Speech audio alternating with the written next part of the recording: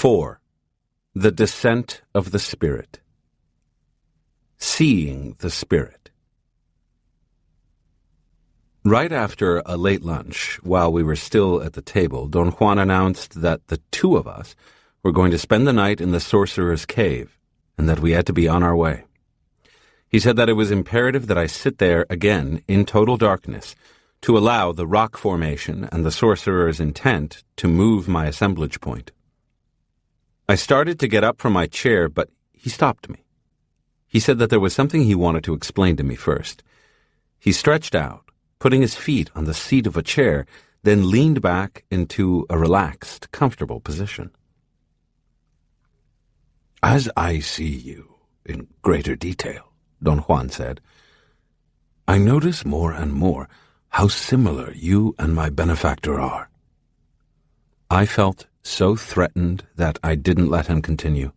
I told him that I couldn't imagine what those similarities were, but if there were any, a possibility I didn't consider reassuring, I would appreciate it if he told me about them to give me a chance to correct or avoid them.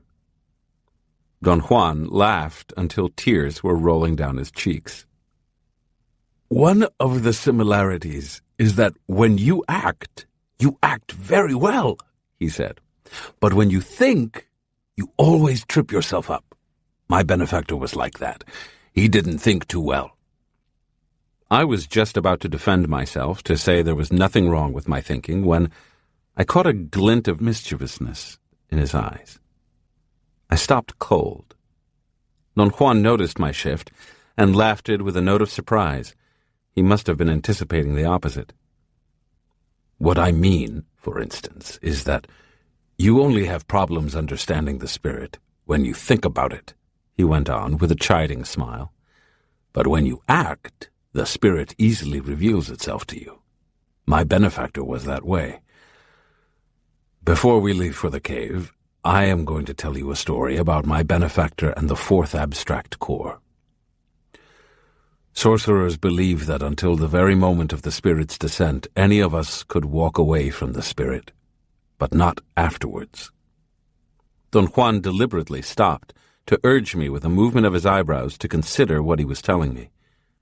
"The fourth abstract core is the full brunt of the spirit's descent," he went on. "The fourth abstract core is an act of revelation. The spirit reveals itself to us. Sorcerers describe it as the spirit lying in ambush and then descending on us, its prey. Sorcerers say that the spirit's descent is always shrouded. It happens, and yet it seems not to have happened at all." I became very nervous. Don Juan's tone of voice was giving me the feeling that he was preparing to spring something on me at any moment. He asked me if I remembered the moment the spirit descended on me, sealing my permanent allegiance to the abstract. I had no idea what he was talking about. "There is a threshold that, once crossed, permits no retreat," he said. "Ordinarily, from the moment the spirit knocks, it is years before an apprentice reaches that threshold. Sometimes, though, the threshold is reached almost immediately. My benefactor's case is an example."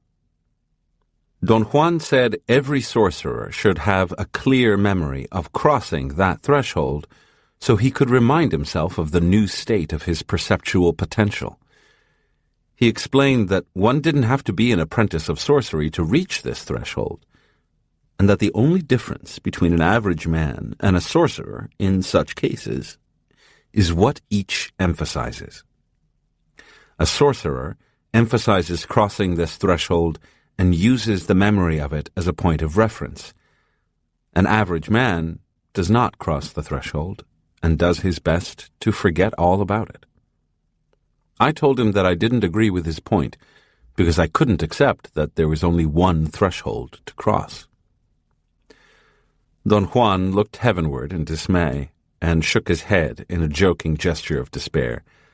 I proceeded with my argument, not to disagree with him, but to clarify things in my mind. Yet I quickly lost my impetus. Suddenly, I had the feeling I was sliding through a tunnel. Sorcerers say that the fourth abstract core happens when the spirit cuts our chains of self-reflection, he said. Cutting our chains is marvelous, but also very undesirable, for nobody wants to be free. The sensation of sliding through a tunnel persisted for a moment longer, and then everything became clear to me, and I began to laugh. Strange insights pent up inside me were exploding into laughter. Don Juan seemed to be reading my mind as if it were a book. What a strange feeling to realize that everything we think, everything we say, depends on the position of the assemblage point, he remarked. And that was exactly what I had been thinking and laughing about. I know that at this moment your assemblage point has shifted, he went on, and you have understood the secret of our chains. They imprison us, but by keeping us pinned down on our comfortable spot of self-reflection, they defend us from the onslaughts of the unknown. I was having one of those extraordinary moments in which everything about the sorcerer's world was crystal clear. I understood everything. Once our chains are cut, Don Juan continued, we are no longer bound by the concerns of the daily world. We are still in the daily world, but we don't belong there anymore.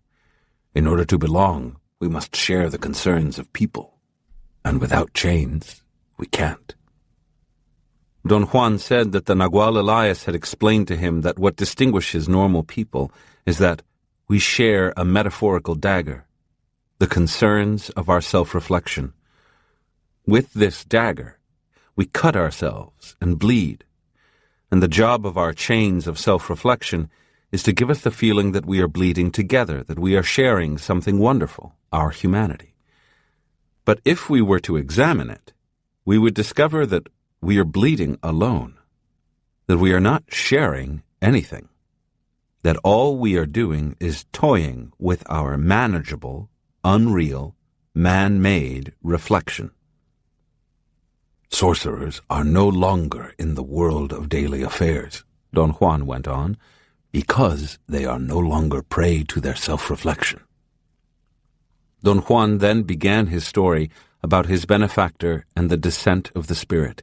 He said that the story started right after the spirit had knocked on the young actor's door. I interrupted Don Juan and asked him why he consistently used the terms young man or young actor to refer to the Nagual Julian. At the time of this story, he wasn't the Nagual, Don Juan replied. He was a young actor. In my story, I can't just call him Julian, because to me he was always the Nagual Julian. As a sign of deference for his lifetime of impeccability, we always prefix Nagual to a Nagual's name. Don Juan proceeded with the story. He said that the Nagual Elias had stopped the young actor's death by making him shift into heightened awareness, and following hours of struggle, the young actor regained consciousness.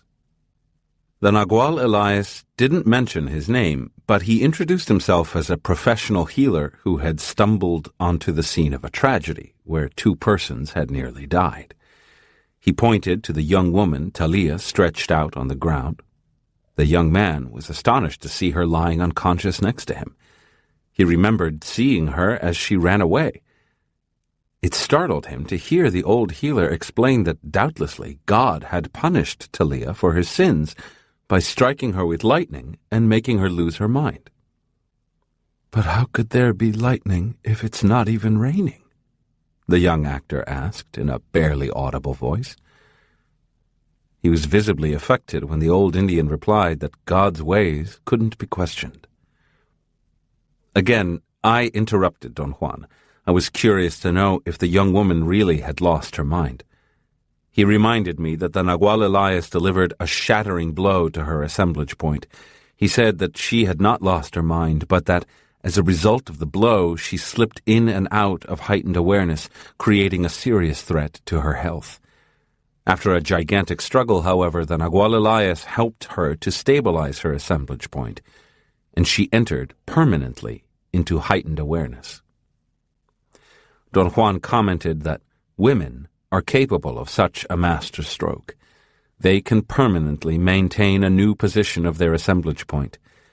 And Talia was peerless. As soon as her chains were broken, she immediately understood everything and complied with the Nagual's designs. Don Juan, recounting his story, said that the Nagual Elias, who was not only a superb dreamer but also a superb stalker, had seen that the young actor was spoiled and conceited, but only seemed to be hard and calloused. The Nagual knew that if he brought forth the idea of God, sin, and retribution, the actor's religious beliefs would make his cynical attitude collapse. Upon hearing about God's punishment, the actor's facade began to crumble. He started to express remorse, but the Nagual cut him short and forcefully stressed that when death was so near, feelings of guilt no longer mattered.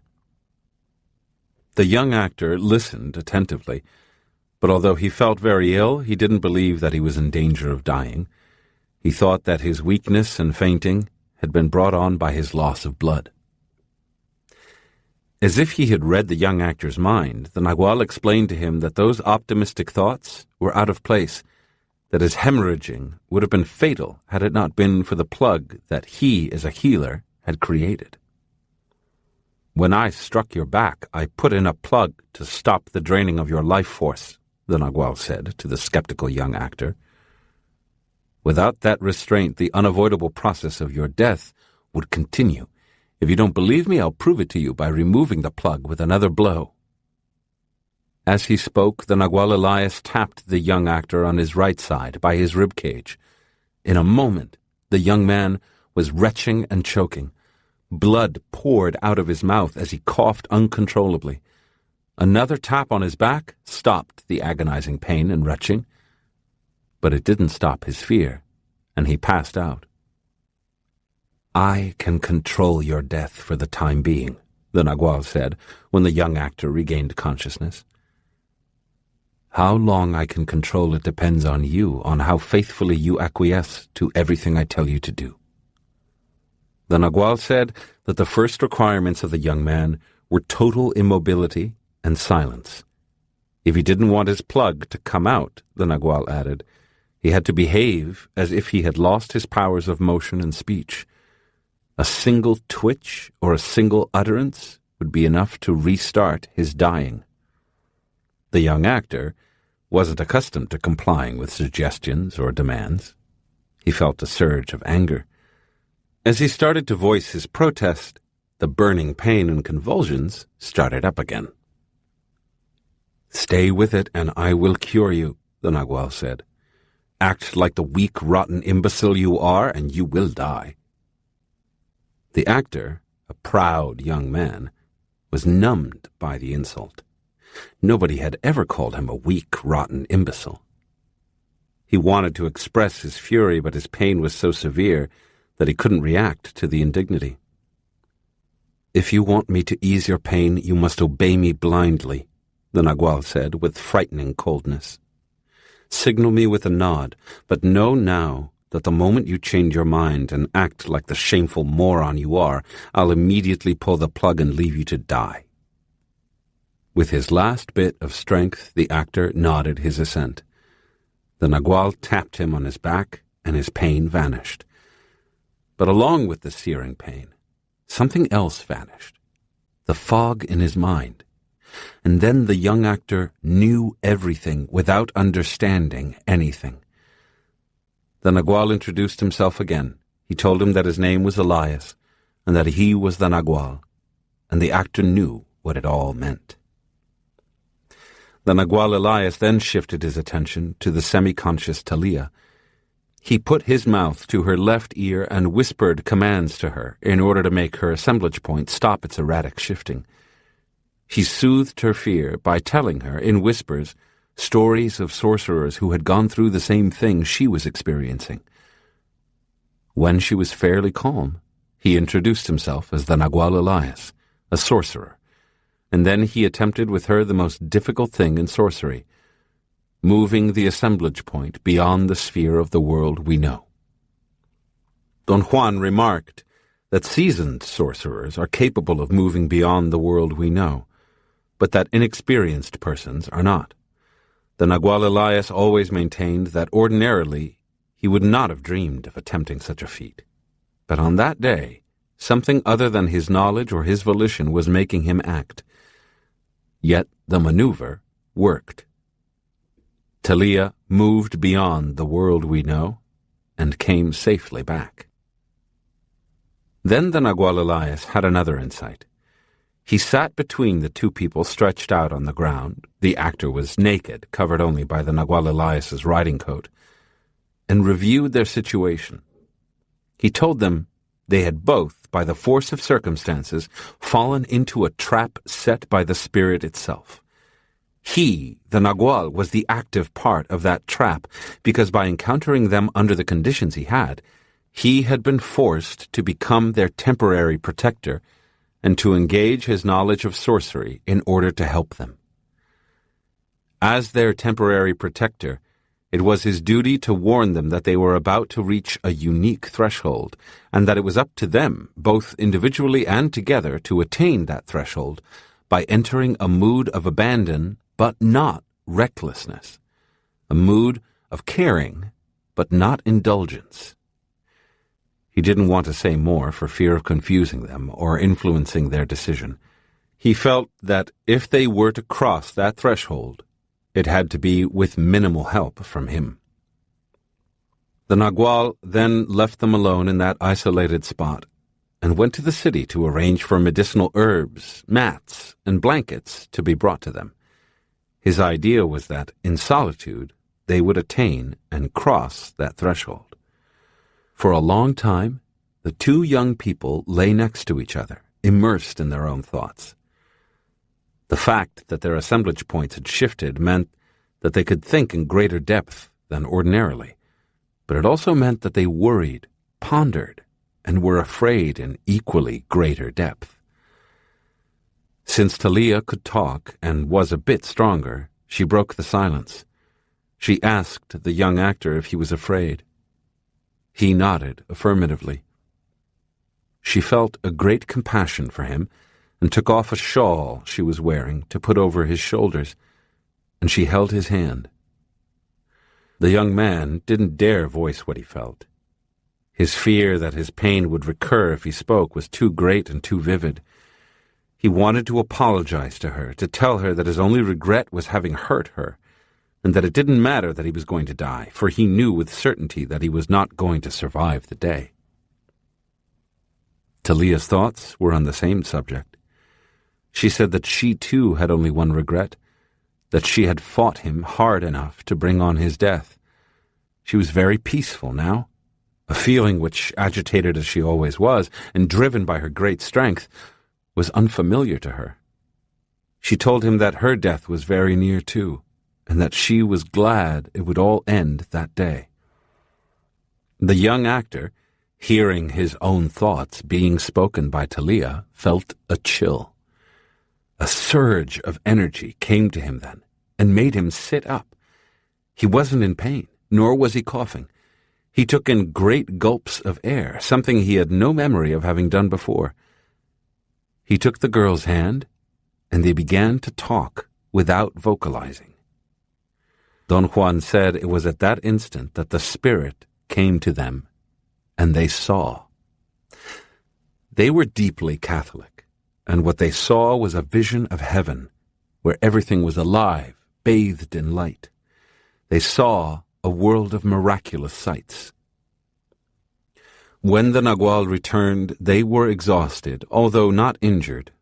Talia was unconscious, but the young man had managed to remain aware by a supreme effort of self-control.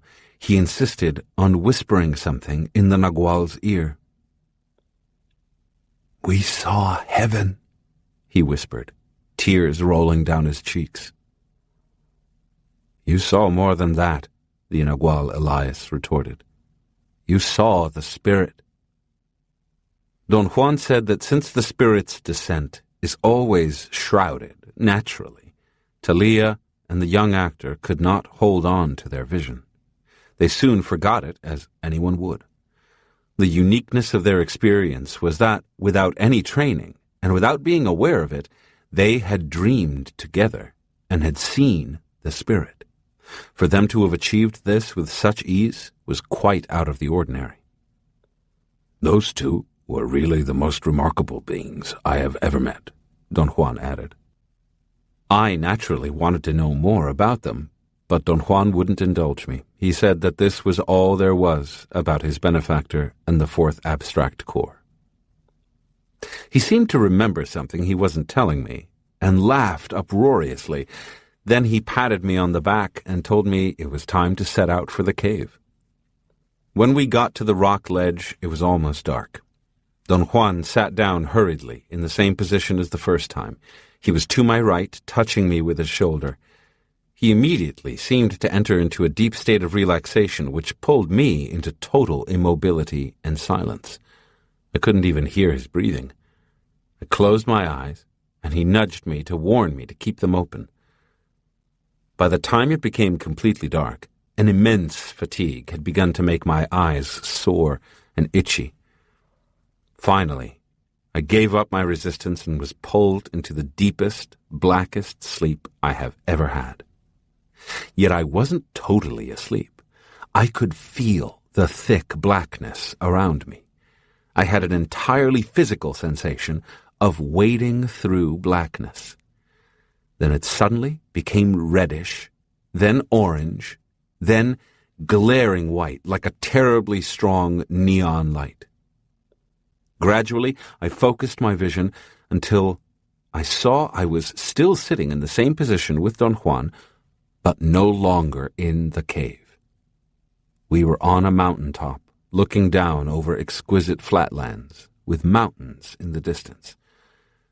This beautiful prairie was bathed in a glow that, like rays of light, emanated from the land itself. Wherever I looked, I saw familiar features: rocks, hills, rivers, forests, canyons, enhanced and transformed by their inner vibration, their inner glow. This glow that was so pleasing to my eyes also tingled out of my very being. "Your assemblage point has moved," Don Juan seemed to say to me. The words had no sound. Nevertheless, I knew what he had just said to me. My rational reaction was to try to explain to myself that I had no doubt heard him as I would have if he had been talking in a vacuum, probably because my ears had been temporarily affected by what was transpiring. "Your ears are fine. We are in a different realm of awareness," Don Juan again seemed to say to me. I couldn't speak. I felt the lethargy of deep sleep preventing me from saying a word, yet I was as alert as I could be. "What's happening?" I thought. "The cave made your assemblage point move," Don Juan thought, and I heard his thoughts as if they were my own words, voiced to myself. I sensed a command that was not expressed in thoughts. Something ordered me to look again at the prairie. As I stared at the wondrous sight, filaments of light began to radiate from everything on that prairie. At first, it was like the explosion of an infinite number of short fibers. Then the fibers became long, thread-like strands of luminosity, bundled together into beams of vibrating light that reached infinity. There was really no way for me to make sense of what I was seeing, or to describe it except as filaments of vibrating light. The filaments were not intermingled or entwined. Although they sprang and continued to spring in every direction, each one was separate, and yet all of them were inextricably bundled together. "You are seeing the eagle's emanations and the force that keeps them apart and bundles them together," Don Juan thought. The instant I caught his thought, the filaments of light seemed to consume all my energy. Fatigue overwhelmed me. It erased my vision and plunged me into darkness. When I became aware of myself again, There was something so familiar around me, although I couldn't tell what it was, that I believed myself to be back in a normal state of awareness. Don Juan was asleep beside me, his shoulder against mine. Then I realized that the darkness around us was so intense that I couldn't even see my hands. I speculated that fog must have covered the ledge and filled the cave, or perhaps it was the wispy low clouds that descended every rainy night from the higher mountains like a silent avalanche. Yet in spite of the total blackness, somehow I saw that Don Juan had opened his eyes immediately after I became aware, although he didn't look at me. Instantly, I realized that seeing him was not a consequence of light on my retina. It was rather a bodily sense. I became so engrossed in observing Don Juan without my eyes that I wasn't paying attention to what he was telling me. Finally, he stopped talking and turned his face to me as if to look me in the eye. He coughed a couple of times to clear his throat and started to talk in a very low voice. He said that his benefactor used to come to the cave quite often, both with him and with his other disciples, but more often by himself. In that cave, his benefactor saw the same prairie we had just seen, a vision that gave him the idea of describing the spirit as the flow of things. Don Juan repeated that his benefactor was not a good thinker. Had he been, he would have realized in an instant that what he had seen and described as the flow of things was intent, the force that permeates everything. Don Juan added that if his benefactor ever became aware of the nature of his seeing, he didn't reveal it, and he himself had the idea that his benefactor never knew it. Instead, his benefactor believed that he had seen the flow of things, which was the absolute truth, but not the way he meant it. Don Juan was so emphatic about this that I wanted to ask him what the difference was, but I couldn't speak. My throat seemed frozen. We sat there in complete silence and immobility for hours, yet I didn't experience any discomfort. My muscles didn't get tired, my legs did not fall asleep, my back didn't ache. When he began to talk again, I didn't even notice the transition, and I readily abandoned myself to listening to his voice. It was a melodic, rhythmical sound that emerged from the total blackness that surrounded me. He said that at that very moment, I was not in my normal state of awareness, nor was I in heightened awareness. I was suspended in a lull, in the blackness of non-perception. My assemblage point had moved away from perceiving the daily world, but it hadn't moved enough to reach and light a totally new bundle of energy fields. Properly speaking, I was caught between two perceptual possibilities. This in-between state, this lull of perception, had been reached through the influence of the cave, which was itself guided by the intent of the sorcerers who carved it. Don Juan asked me to pay close attention to what he was going to say next. He said that thousands of years ago, by means of seeing, sorcerers became aware that the earth was sentient, and that its awareness could affect the awareness of humans. They tried to find a way to use the earth's influence on human awareness, and they discovered that certain caves were most effective. Don Juan said that the search for caves became nearly full-time work for those sorcerers, and that through their endeavors they were able to discover a variety of uses for a variety of cave configurations. He added that out of all that work, the only result pertinent to us was this particular cave, and its capacity to move the assemblage point until it reached a lull of perception. As Don Juan spoke, I had the unsettling sensation that something was clearing in my mind. Something was funneling my awareness into a long, narrow channel. All the superfluous half-thoughts and feelings of my normal awareness were being squeezed out.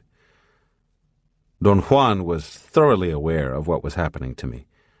I heard his soft chuckle of satisfaction. He said that now we could talk more easily, and our conversation would have more depth. I remembered, at that moment, scores of things he had explained to me before.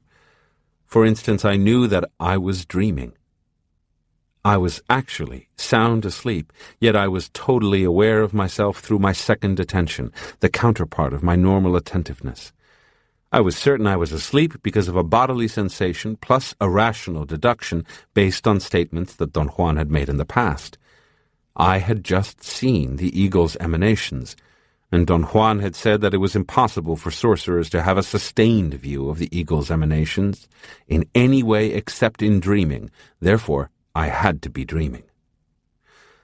Don Juan had explained that the universe is made up of energy fields which defy description or scrutiny. He had said that they resembled filaments of ordinary light, except that light is lifeless compared to the eagle's emanations, which exude awareness. I had never, until this night, been able to see them in a sustained manner, and indeed, they were made out of a light that was alive. Don Juan had maintained in the past that my knowledge and control of intent were not adequate to withstand the impact of that sight. He had explained that normal perception occurs when intent, which is pure energy, lights up a portion of the luminous filaments inside our cocoon and at the same time brightens a long extension of the same luminous filaments extending into infinity outside our cocoon. Extraordinary perception, seeing, occurs when, by the force of intent, a different cluster of energy fields energizes and lights up. He had said that when a crucial number of energy fields are lit up inside the luminous cocoon, a sorcerer is able to see the energy fields themselves. On another occasion, Don Juan had recounted the rational thinking of the early sorcerers. He told me that through their seeing, they realized that awareness took place when the energy fields inside our luminous cocoon were aligned with the same energy fields outside. And they believed they had discovered alignment as the source of awareness. Upon close examination, however, it became evident that what they had called alignment of the eagle's emanations did not entirely explain what they were seeing. They had noticed that only a very small portion of the total number of luminous filaments inside the cocoon was energized, while the rest remained unaltered. Seeing these few filaments energized had created a false discovery. The filaments didn't need to be aligned, to be lit up, because the ones inside our cocoon were the same as those outside. Whatever energized them was definitely an independent force. They felt they couldn't continue to call it awareness as they had, because awareness was the glow of the energy fields being lit up, so the force that lit up the fields was named will. Don Juan had said that when their seeing became still more sophisticated and effective, they realized that will was the force that kept the eagle's emanations separated and was not only responsible for our awareness, but also for everything in the universe. They saw that this force had total consciousness, and that it sprang from the very fields of energy that made the universe. They decided then that intent was a more appropriate name for it than will. In the long run, however, the name proved disadvantageous because it doesn't describe its overwhelming importance, nor the living connection it has with everything in the universe. Don Juan had asserted that our great collective flaw is that we live our lives completely disregarding that connection. The busyness of our lives, our relentless interests, concerns, hopes, frustrations, and fears take precedence, and on a day-to-day basis we are unaware of being linked to everything else. Don Juan had stated his belief that the Christian idea of being cast out from the Garden of Eden sounded to him like an allegory for losing our silent knowledge, our knowledge of intent. Sorcery, then, was a going back to the beginning, a return to paradise. We stayed seated in the cave in total silence, perhaps for hours, or perhaps it was only a few instants. Suddenly, Don Juan began to talk, and the unexpected sound of his voice jarred me. I didn't catch what he said. I cleared my throat to ask him to repeat what he had said, and that act brought me completely out of my reflectiveness. I quickly realized that the darkness around me was no longer impenetrable. I could speak now. I felt I was back in my normal state of awareness. In a calm voice, Don Juan told me that for the very first time in my life I had seen the Spirit, the force that sustains the universe. He emphasized that intent is not something one might use or command or move in any way. Nevertheless, one could use it, command it, or move it as one desires. This contradiction, he said, is the essence of sorcery. To fail to understand it had brought generations of sorcerers unimaginable pain and sorrow. Modern-day Naguals, in an effort to avoid paying this exorbitant price in pain, had developed a code of behavior called the warrior's way, or the impeccable action, which prepared sorcerers by enhancing their sobriety and thoughtfulness. Don Juan explained that at one time, in the remote past, sorcerers were deeply interested in the general connecting link that intent has with everything. And by focusing their second attention on that link, they acquired not only direct knowledge, but also the ability to manipulate that knowledge and perform astounding deeds. They did not acquire, however, the soundness of mind needed to manage all that power. So in a judicious mood, sorcerers decided to focus their second attention solely on the connecting link of creatures who have awareness. This included the entire range of existing organic beings as well as the entire range of what sorcerers call inorganic beings, or allies, which they described as entities with awareness but no life as we understand life. This solution was not successful either because it, too, failed to bring them wisdom. In their next reduction, sorcerers focused their attention exclusively on the link that connects human beings with intent. The end result was very much as before. Then, sorcerers sought a final reduction. Each sorcerer would be concerned solely with his individual connection. But this proved to be equally ineffective. Don Juan said that although there were remarkable differences among those 4 areas of interest, one was as corrupting as another. So in the end, sorcerers concerned themselves exclusively with the capacity that their individual connecting link with intent had to set them free to light the fire from within. He asserted that all modern-day sorcerers have to struggle fiercely to gain soundness of mind. A Nagual has to struggle especially hard because he has more strength, a greater command over the energy fields that determine perception, and more training in and familiarity with the intricacies of silent knowledge, which is nothing but direct contact with intent. Examined in this way, sorcery becomes an attempt to re-establish our knowledge of intent and regain use of it without succumbing to it. And the abstract cores of the sorcery stories are shades of realization, degrees of our being aware of intent.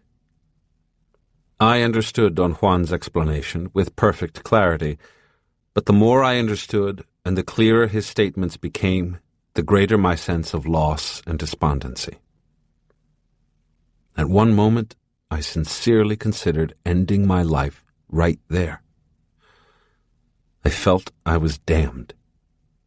Nearly in tears, I told Don Juan that there was no point in his continuing his explanation, for I knew that I was about to lose my clarity of mind, and that when I reverted to my normal state of awareness, I would have no memory of having seen or heard anything. My mundane consciousness would impose its lifelong habit of repetition and the reasonable predictability of its logic. That was why I felt damned. I told him that I resented my fate. Don Juan responded that even in heightened awareness, I thrived on repetition, and that periodically I would insist on boring him by describing my attacks of feeling worthless. He said that if I had to go under, it should be fighting, not apologizing or feeling sorry for myself, and that it didn't matter what our specific fate was, as long as we faced it with ultimate abandon. His words made me feel blissfully happy. I repeated over and over, tears streaming down my cheeks, that I agreed with him. There was such profound happiness in me, I suspected my nerves were getting out of hand. I called upon all my forces to stop this, and I felt the sobering effect of my mental breaks. But as this happened, my clarity of mind began to diffuse. I silently fought, trying to be both less sober and less nervous. Don Juan didn't make a sound and left me alone. By the time I had reestablished my balance, it was almost dawn.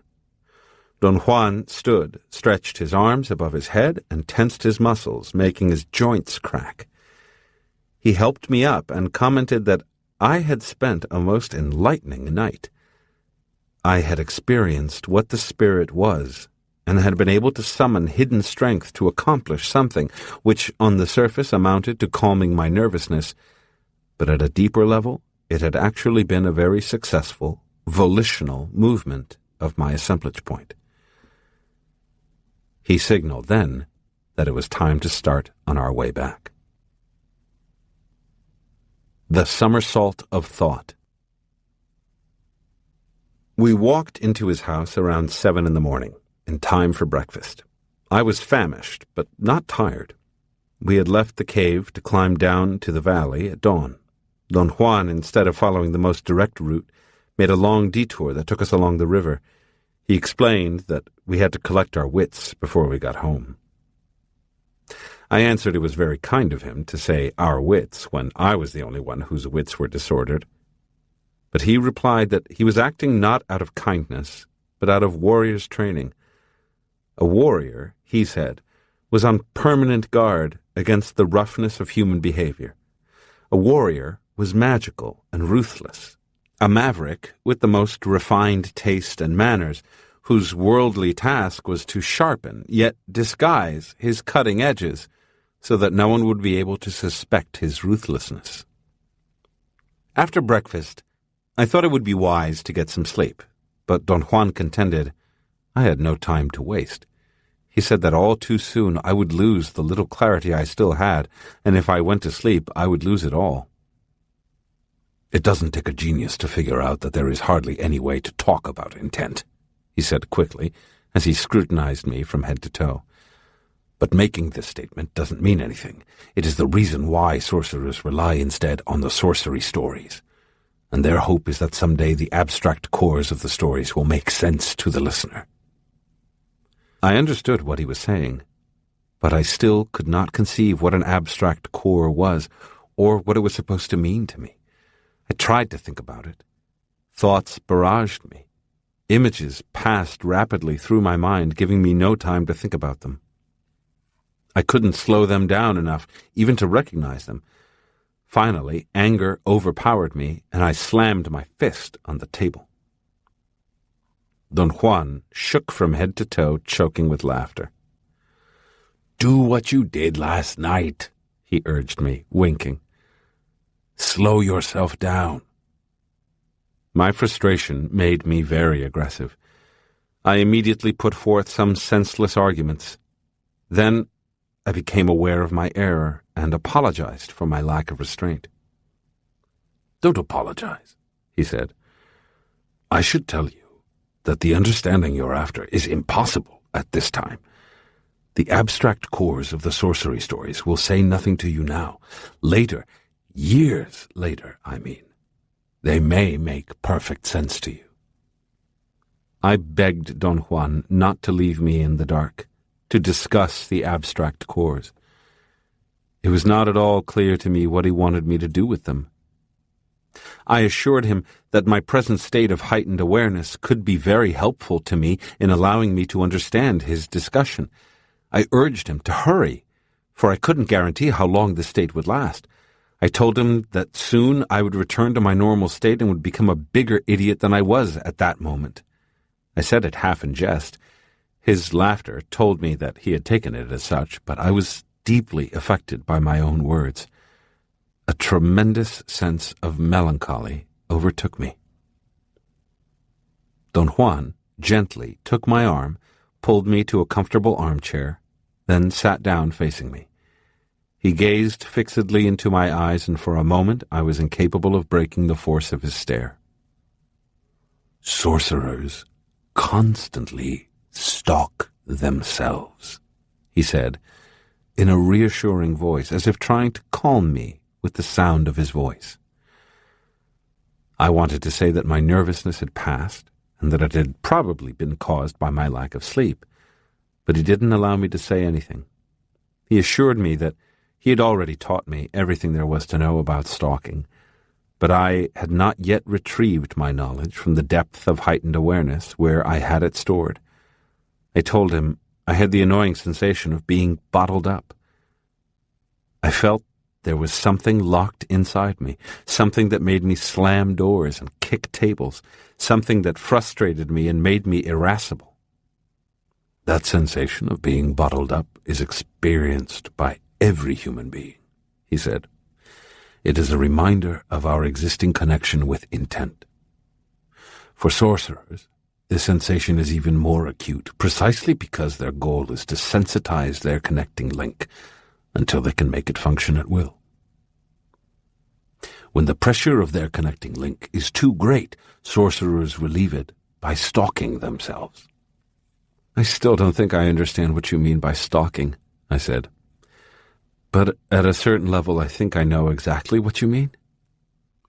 "I'll try to help you clarify what you know, then," he said. Stalking is a procedure, a very simple one. Stalking is special behavior that follows certain principles. It is secretive, furtive, deceptive behavior designed to deliver a jolt. And when you stalk yourself, you jolt yourself using your own behavior in a ruthless, cunning way. He explained that when a sorcerer's awareness became bogged down with the weight of his perceptual input, which was what was happening to me, the best, or even perhaps the only remedy, was to use the idea of death to deliver that stalking jolt. The idea of death, therefore, is of a monumental importance in the life of a sorcerer, Don Juan continued. I have shown you innumerable things about death to convince you that the knowledge of our impending and unavoidable end is what gives us sobriety. Our most costly mistake, as average men, is indulging in a sense of immortality. It is as though we believe that if we don't think about death, we can protect ourselves from it. You must agree, Don Juan, not thinking about death certainly protects us from worrying about it. Yes, it serves that purpose, he conceded. But that purpose is an unworthy one for average men and a travesty for sorcerers. Without a clear view of death, there is no order, no sobriety, no beauty. Sorcerers struggle to gain this crucial insight in order to help them realize at the deepest possible level that they have no assurance whatsoever their lives will continue beyond the moment.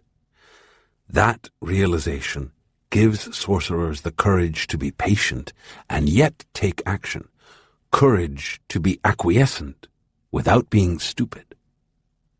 Don Juan fixed his gaze on me. He smiled and shook his head. Yes, he went on. The idea of death is the only thing that can give sorcerers courage. Strange, isn't it? It gives sorcerers the courage to be cunning without being conceited, and above all it gives them courage to be ruthless without being self-important. He smiled again and nudged me. I told him I was absolutely terrified by the idea of my death, that I thought about it constantly, but it certainly didn't give me courage or spur me to take action.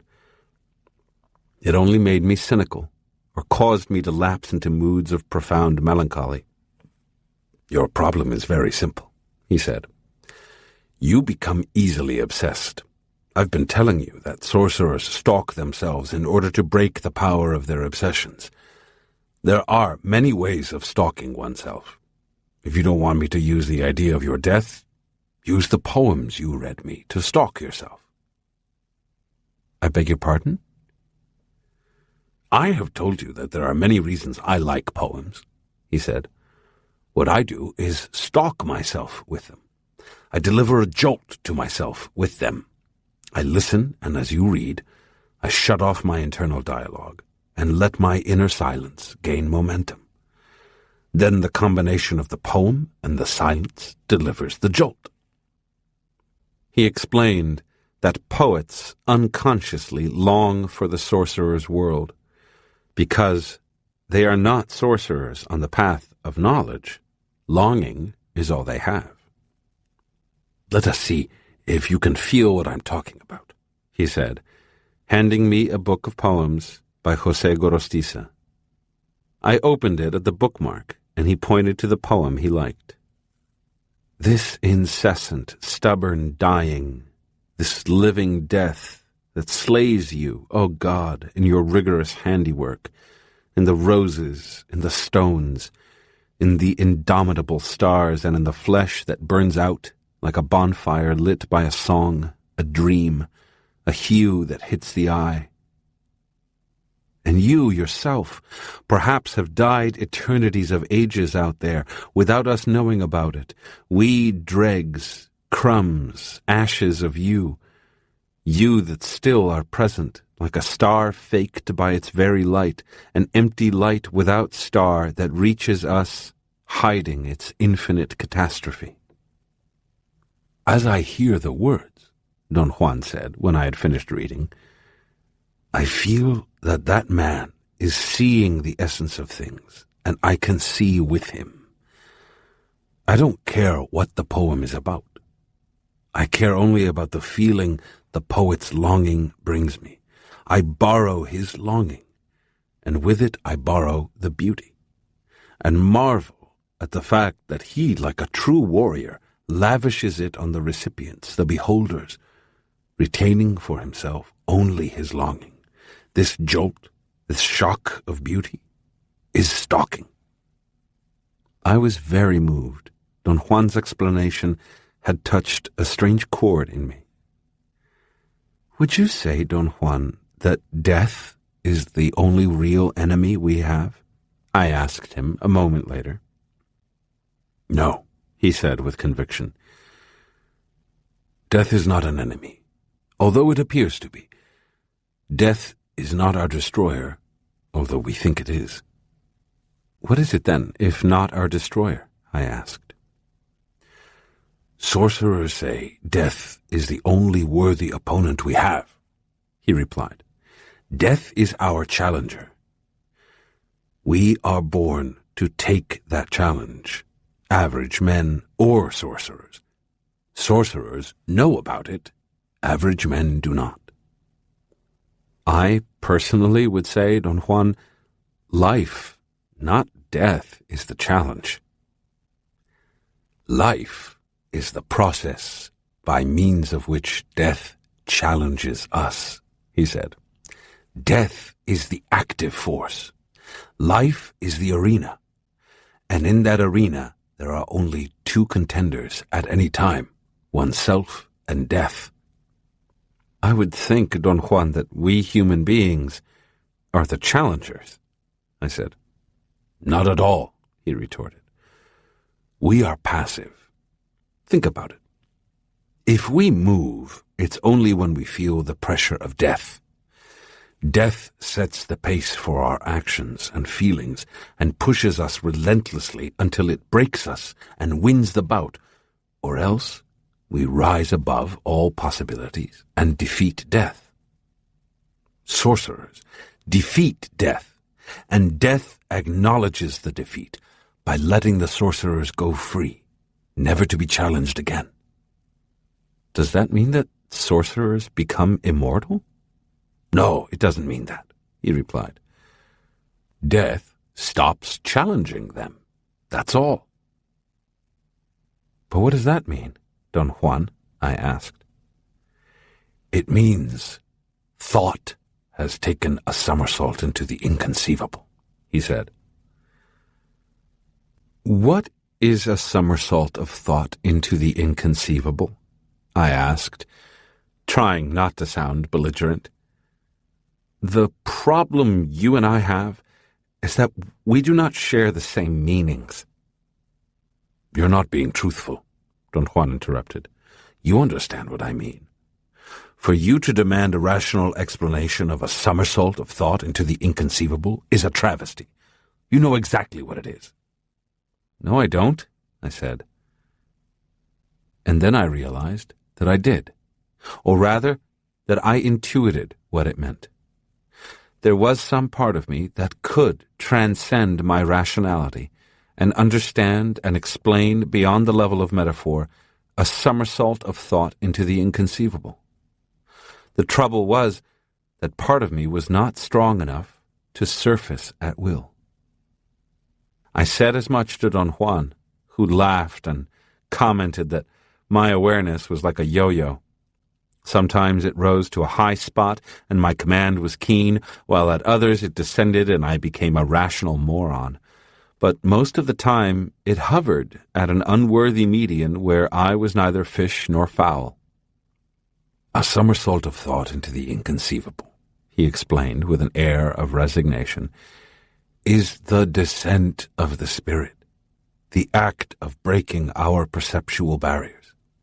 It is the moment in which man's perception reaches its limits. Sorcerers practice the art of sending scouts, advance runners, to probe our perceptual limits. This is another reason I like poems. I take them as advance runners.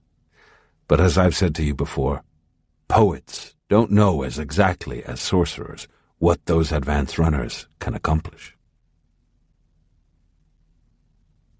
In the early evening, Don Juan said that we had many things to discuss and asked me if I wanted to go for a walk. I was in a peculiar state of mind. Earlier, I had noticed a strange aloofness in myself that came and went. At first, I thought it was physical fatigue clouding my thoughts, but my thoughts were crystal clear. So I became convinced that my strange detachment was a product of my shift to heightened awareness. We left the house and strolled around the town's plaza. I quickly asked Don Juan about my aloofness before he had a chance to begin on anything else. He explained it as a shift of energy. He said that as the energy that was ordinarily used to maintain the fixed position of the assemblage point became liberated, it focused automatically on that connecting link. He assured me that there were no techniques or maneuvers for a sorcerer to learn beforehand to move energy from one place to the other. Rather, it was a matter of an instantaneous shift taking place once a certain level of proficiency had been attained. I asked him what the level of proficiency was. Pure understanding, he replied. In order to attain that instantaneous shift of energy, one needed a clear connection with intent, and to get a clear connection, one needed only to intend it through pure understanding. Naturally, I wanted him to explain pure understanding. He laughed and sat down on a bench.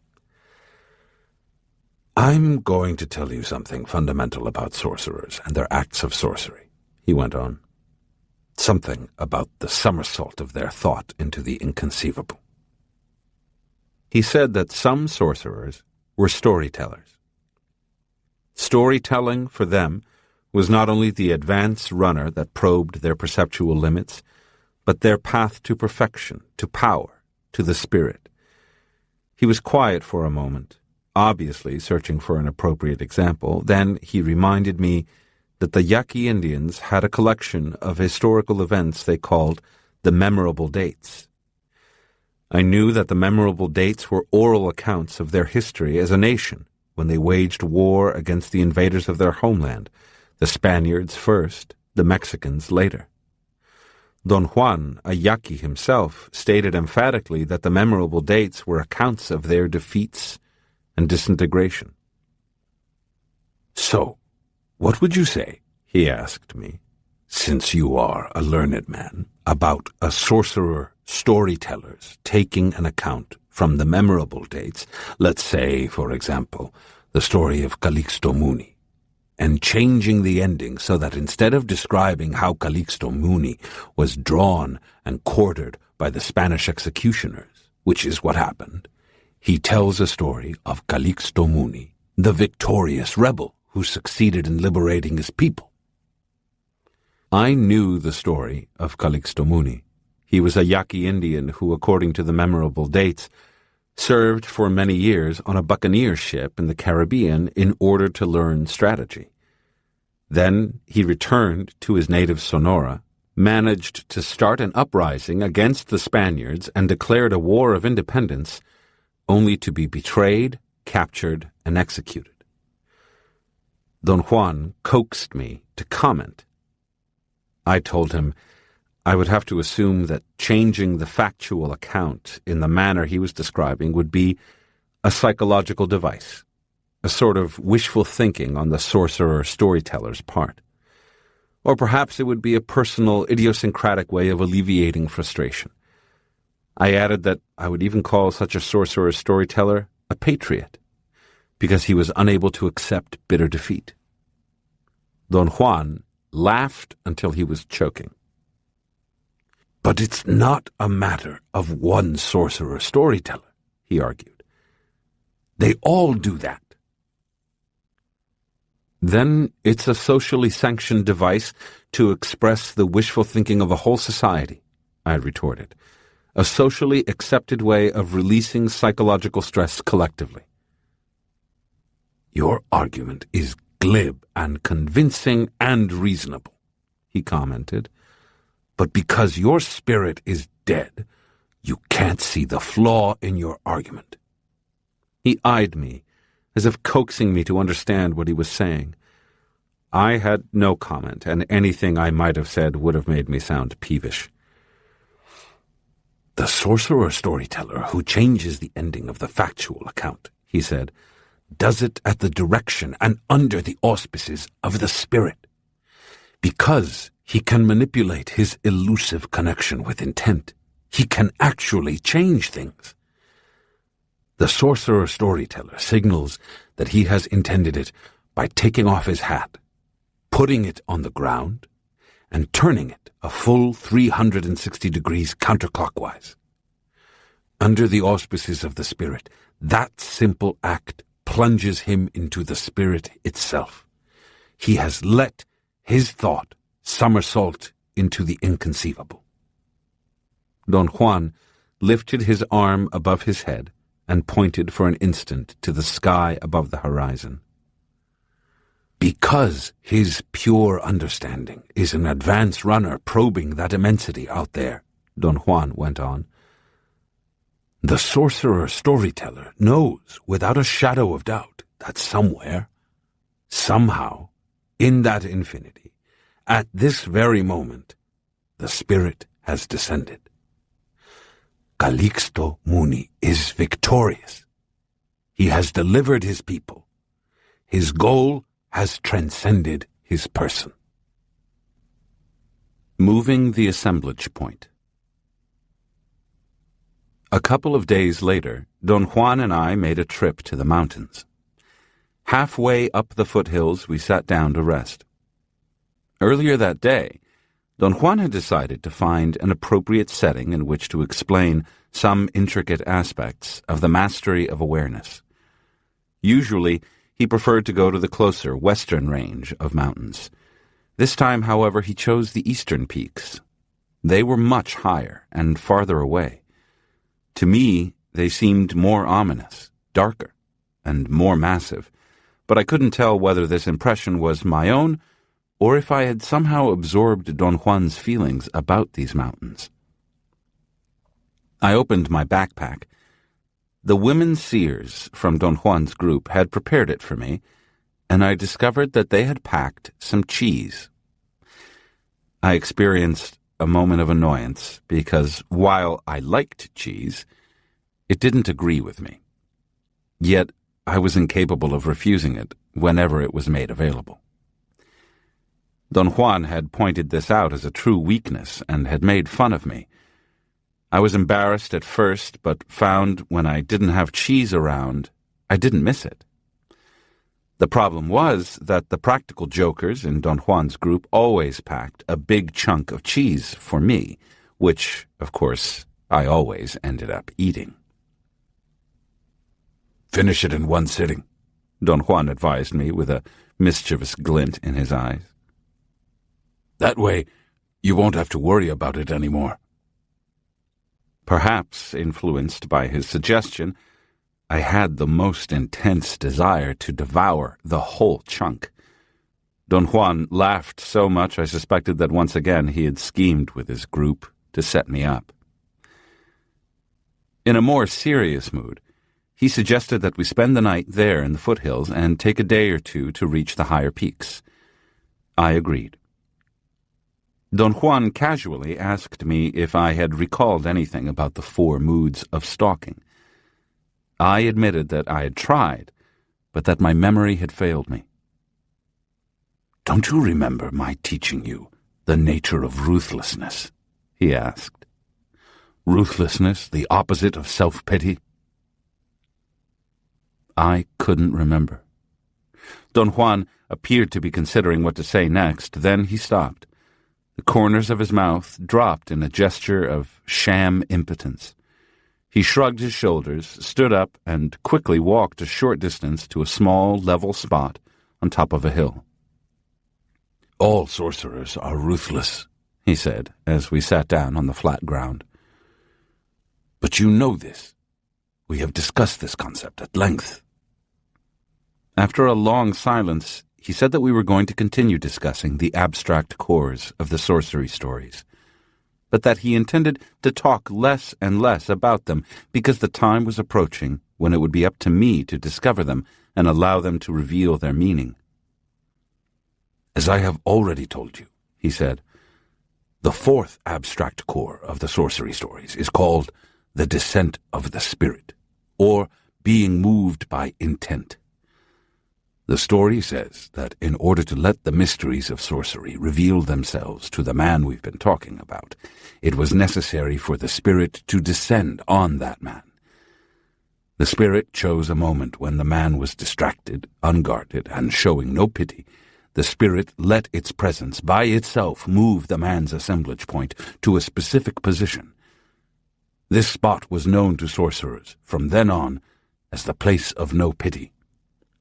Ruthlessness became, in this way, the first principle of sorcery. The first principle should not be confused with the first effect of sorcery apprenticeship, which is the shift between normal and heightened awareness." "I don't understand what you're trying to tell me," I complained.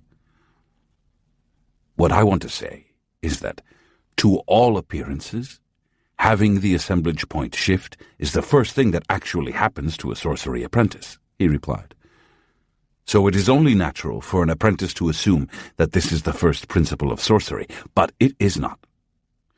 Ruthlessness is the first principle of sorcery. But we have discussed this before. Now I am only trying to help you remember."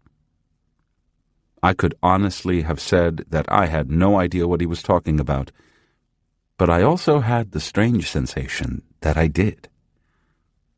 "Bring back the recollection of the first time I taught you ruthlessness," he urged. "Recollecting has to do with moving the assemblage point." He waited a moment to see whether I was following his suggestion. Since it was obvious that I couldn't, he continued his explanation. He said that, mysterious as the shift into heightened awareness was, all that one needed to accomplish it was the presence of the spirit. I remarked that his statements that day either were extremely obscure or I was terribly dense because I couldn't follow his line of thought at all. He replied firmly that my confusion was unimportant and insisted that the only thing of real importance was that I understand that the mere contact with the spirit could bring about any movement of the assemblage point. I've told you, the Nagual is the conduit of the spirit, he went on. Since he spends a lifetime impeccably redefining his connecting link with intent, and since he has more energy than the average man, he can let the spirit express itself through him. So the first thing the sorcerer apprentice experiences is a shift in his level of awareness, a shift brought about simply by the presence of the Nagual. And what I want you to know is that there really is no procedure involved in making the assemblage point move. The spirit touches the apprentice, and his assemblage point moves. It is as simple as that. I told him that his assertions were disturbing because they contradicted what I had painfully learned to accept through personal experience, that heightened awareness was feasible as a sophisticated, although inexplicable, maneuver performed by Don Juan by means of which he manipulated my perception. Throughout the years of our association, he had time after time made me enter into heightened awareness by striking me on my back. I pointed out this contradiction. He replied that striking my back was more a trick to trap my attention and remove doubts from my mind than a bona fide maneuver to manipulate my perception. He called it a simple trick, in keeping with his moderate personality. He commented, not quite as a joke, that I was lucky he was a plain man, not given to weird behavior. Otherwise, instead of simple tricks, I would have had to endure bizarre rituals before he could remove all doubts from my mind to let the spirit move my assemblage point. What we need to do to allow magic to get a hold of us is to banish doubt from our minds, he said. Once doubts are banished, anything is possible. He reminded me of an event I had witnessed some months before in Mexico City, which I had found to be incomprehensible until he had explained it using the sorcerer's paradigm. What I had witnessed was a surgical operation performed by a famous psychic healer. A friend of mine was the patient. The healer was a woman who entered a very dramatic trance to operate on him. I was able to observe that using a kitchen knife, she cut his abdominal cavity open in the umbilical region, detached his diseased liver, washed it in a bucket of alcohol, put it back in, and closed the bloodless opening with just the pressure of her hands. There had been a number of people in the semi-dark room, witnesses to the operation. Some of them seemed to be interested observers, like myself. The others seemed to be the healer's helpers. After the operation, I talked briefly to 3 of the observers. They all agreed that they had witnessed the same events I had. When I talked to my friend, the patient, he reported that he had felt the operation as a dull, constant pain in his stomach and a burning sensation on his right side. I had narrated all of this to Don Juan, and I had even ventured a cynical explanation. I had told him that the semi-darkness of the room, in my opinion, lent itself perfectly to all kinds of sleight of hand, which could have accounted for the sight of the internal organs being pulled out of the abdominal cavity and washed in alcohol. The emotional shock caused by the healer's dramatic trance, which I also considered trickery, helped to create an atmosphere of almost religious faith. Don Juan immediately pointed out that this was a cynical opinion, not a cynical explanation, because it didn't explain the fact that my friend had really gotten well. Don Juan had then proposed an alternative view based on sorcerer's knowledge. He had explained that the event hinged on the salient fact that the healer was capable of moving the assemblage point of the exact number of people in her audience. The only trickery involved, if one could call it trickery, was that the number of people present in the room could not exceed the number she could handle. Her dramatic trance and the accompanying histrionics were, according to him, either well-thought-out devices the healer used to trap the attention of those present, or unconscious maneuvers dictated by the spirit itself. Whichever, they were the most appropriate means whereby the healer could foster the unity of thought needed to remove doubt from the minds of those present and force them into heightened awareness. When she cut the body open with a kitchen knife and removed the internal organs, it was not, Don Juan had stressed, sleight of hand. These were bona fide events, which, by virtue of taking place in heightened awareness, were outside the realm of everyday judgment. I had asked Don Juan how the healer could manage to move the assemblage points of those people without touching them. His reply had been that the healer's power, a gift or a stupendous accomplishment, was to serve as a conduit for the spirit. It was the spirit, he had said, and not the healer, which had moved those assemblage points.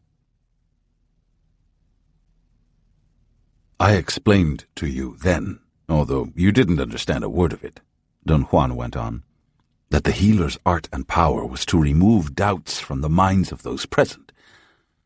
By doing this, she was able to allow the spirit to move their assemblage points. Once those points had moved, everything was possible. They had entered into the realm where miracles are commonplace. He asserted emphatically that the healer must also have been a sorceress, and that if I made an effort to remember the operation, I would remember that she had been ruthless with the people around her, especially the patient. I repeated to him what I could recall of the session. The pitch and tone of the healer's flat, feminine voice changed dramatically when she entered a trance into a raspy, deep male voice. That voice announced that the spirit of a warrior of pre-Columbian antiquity had possessed the healer's body. Once the announcement was made, the healer's attitude changed dramatically. She was possessed. She was obviously, absolutely sure of herself, and she proceeded to operate with total certainty and firmness. I prefer the word ruthlessness to certainty and firmness, Don Juan commented, then continued. That healer had to be ruthless to create the proper setting for the spirit's intervention. He asserted that events difficult to explain, such as that operation, were really very simple.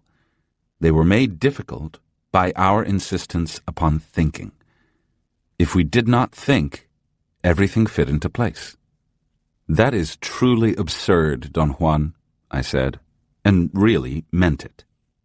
I reminded him that he demanded serious thinking of all his apprentices, and even criticized his own teacher for not being a good thinker. Of course, I insist that everyone around me think clearly, he said, and I explain to anyone who wants to listen that the only way to think clearly is to not think at all. I was convinced you understood this sorcerer's contradiction. In a loud voice, I protested the obscurity of his statements. He laughed and made fun of my compulsion to defend myself. Then he explained again that, for a sorcerer, there were two types of thinking.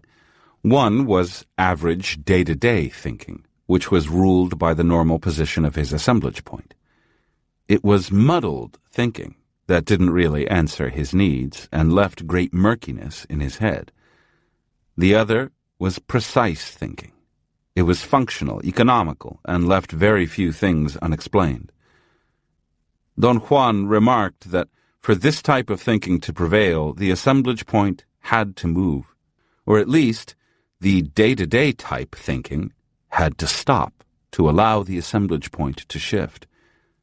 Thus, the apparent contradiction, which was really no contradiction at all. I want you to recall something you have done in the past, he said. I want you to recall a special movement of your assemblage point, And to do this, you have to stop thinking the way you normally think. Then the other, the type I call clear thinking, will take over and make you recollect. But how do I stop thinking? I asked, although I knew what he was going to reply. By intending the movement of your assemblage point, he said. Intent is beckoned with the eyes. I told Don Juan that my mind was shifting back and forth between moments of tremendous lucidity when everything was crystal clear and lapses into profound mental fatigue during which I couldn't understand what he was saying. He tried to put me at ease, explaining that my instability was caused by a slight fluctuation of my assemblage point, which had not stabilized in the new position it had reached some years earlier. The fluctuation was the result of leftover feelings of self-pity. What new position is that, Don Juan? I asked. Years ago, and this is what I want you to recollect, your assemblage point reached the place of no pity, he replied. I beg your pardon? I said. The place of no pity is the site of ruthlessness, he said. But you know this. For the time being, though, until you recollect, let's say that ruthlessness, being a specific position of the assemblage point, is shown in the eyes of sorcerers. It's like a shimmering film over the eyes. The eyes of sorcerers are brilliant. The greater the shine, the more ruthless the sorcerer is. At this moment, your eyes are dull. He explained that when the assemblage point moved to the place of no pity, the eyes began to shine. The firmer the grip of the assemblage point on its new position, the more the eyes shone. Try to recall what you already know about this, he urged me. He kept quiet for a moment, then spoke without looking at me. Recollecting is not the same as remembering, he continued. Remembering is dictated by the day-to-day type of thinking, while recollecting is dictated by the movement of the assemblage point. A recapitulation of their lives, which sorcerers do, is the key to moving their assemblage points. Sorcerers start their recapitulation by thinking, by remembering the most important acts of their lives. From merely thinking about them, they then move on to actually being at the site of the event. When they can do that, be at the site of the event, they have successfully shifted their assemblage point to the precise spot it was when the event took place. Bringing back the total event by means of shifting the assemblage point is known as sorcerer's recollection. He stared at me for an instant as if trying to make sure I was listening. Our assemblage points are constantly shifting, he explained. Imperceptible shifts. Sorcerers believe that in order to make their assemblage points shift to precise spots, we must engage intent. Since there is no way of knowing what intent is, sorcerers let their eyes beckon it. All this is truly incomprehensible to me, I said. Don Juan put his hands behind his head and lay down on the ground. I did the same. We remained quiet for a long time. The wind scudded the clouds. Their movement almost made me feel dizzy, and the dizziness changed abruptly into a familiar sense of anguish. Every time I was with Don Juan, I felt, especially in moments of rest and quiet, an overwhelming sensation of despair, a longing for something I couldn't describe. When I was alone or with other people, I was never a victim of this feeling. Don Juan had explained that what I felt and interpreted as longing was, in fact, the sudden movement of my assemblage point. When Don Juan started to speak, all of a sudden, the sound of his voice jolted me, and I sat up. You must recollect the first time your eyes shone, he said, because that was the first time your assemblage point reached the place of no pity. Ruthlessness possessed you then. Ruthlessness makes sorcerers' eyes shine, and that shine beckons intent. Each spot to which their assemblage points move is indicated by a specific shine of their eyes. Since their eyes have their own memory, they can call up the recollection of any spot by calling up the specific shine associated with that spot. He explained that the reason sorcerers put so much emphasis on the shine of their eyes and on their gaze is because the eyes are directly connected to intent. Contradictory as it might sound, the truth is that the eyes are only superficially connected to the world of everyday life. Their deeper connection is to the abstract. I could not conceive how my eyes could store that sort of information, and I said as much. Don Juan's reply was that man's possibilities are so vast and mysterious that sorcerers, rather than thinking about them, have chosen to explore them, with no hope of ever understanding them. I asked him if an average man's eyes were also affected by intent. "Of course," he exclaimed. "You know all this, but you know it at such a deep level that it is silent knowledge. You haven't sufficient energy to explain it even to yourself. The average man knows the same thing about his eyes, but he has even less energy than you. The only advantages sorcerers may have over average men is that they have stored their energy, which means a more precise, clearer connecting link with intent. Naturally, it also means they can recollect at will, using the shine of their eyes to move their assemblage points." Don Juan stopped talking and fixed me with his gaze. I clearly felt his eyes guiding, pushing and pulling something indefinite in me. I couldn't break away from his stare. His concentration was so intense, it actually caused a physical sensation in me. I felt as if I were inside a furnace. And quite abruptly, I was looking inward. It was a sensation very much like being in an absent-minded reverie, but with the strange accompanying sensation of an intense awareness of myself and an absence of thoughts. Supremely aware, I was looking inward, into nothingness. With a gigantic effort, I pulled myself out of it and stood up. "What did you do to me, Don Juan?" "Sometimes you are absolutely unbearable," he said. "Your wastefulness is infuriating. Your assemblage point was just in the most advantageous spot to recollect anything you wanted, and what did you do? You let it all go to ask me what I did to you." He kept silent for a moment, and then smiled as I sat down again. "But being annoying is really your greatest asset," he added. "So why should I complain?" Both of us broke into a loud laugh. It was a private joke. Years before, I had been both very moved and very confused by Don Juan's tremendous dedication to helping me.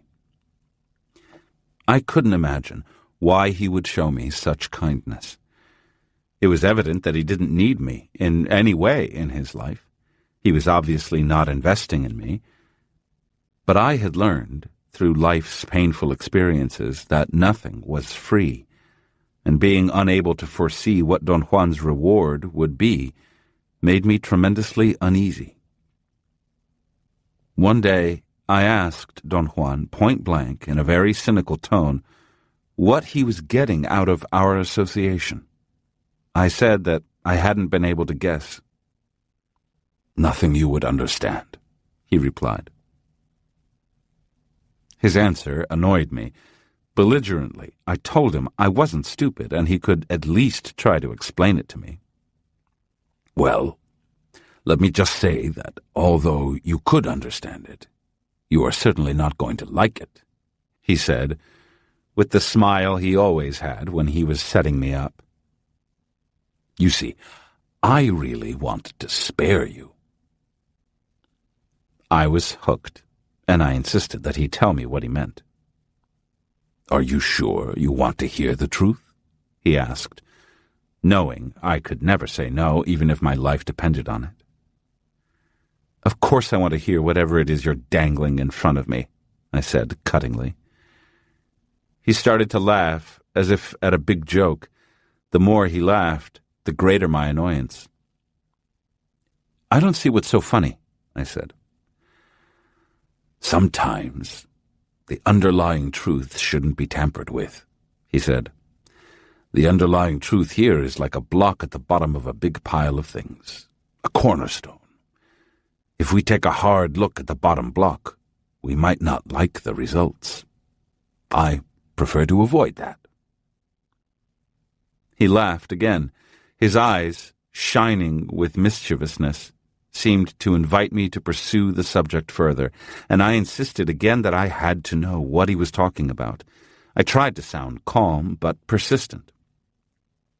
"Well, if that is what you want," he said, with the air of one who had been overwhelmed by the request. "First of all, I'd like to say that everything I do for you is free. You don't have to pay for it. As you know, I've been impeccable with you. And as you also know, my impeccability with you is not an investment. I am not grooming you to take care of me when I am too feeble to look after myself. But I do get something of incalculable value out of our association, a sort of reward for dealing impeccably with that bottom block I've mentioned. And what I get is the very thing you are perhaps not going to understand or like." He stopped and peered at me with a devilish glint in his eyes. "Tell me about it, Don Juan," I exclaimed, irritated with his delaying tactics. "I want you to bear in mind that I am telling you at your insistence," he said, still smiling. He paused again. By then I was fuming. "If you judge me by my actions with you," he said, "you would have to admit that I have been a paragon of patience and consistency. But what you don't know is that to accomplish this I have had to fight for impeccability as I have never fought before. In order to spend time with you, I have had to transform myself daily, restraining myself with the most excruciating effort." Don Juan had been right. I didn't like what he said. I tried not to lose face and made a sarcastic comeback. "I'm not that bad, Don Juan," I said. My voice sounded surprisingly unnatural to me. "Oh, yes, you are that bad," he said with a serious expression. "You are petty, wasteful, opinionated, coercive, short-tempered, conceited. You are morose, ponderous, and ungrateful. You have an inexhaustible capacity for self-indulgence, and, worst of all, you have an exalted idea of yourself with nothing whatever to back it up. I could sincerely say that your mere presence makes me feel like vomiting." I wanted to get angry. I wanted to protest, to complain that he had no right to talk to me that way. But I couldn't utter a single word. I was crushed. I felt numb.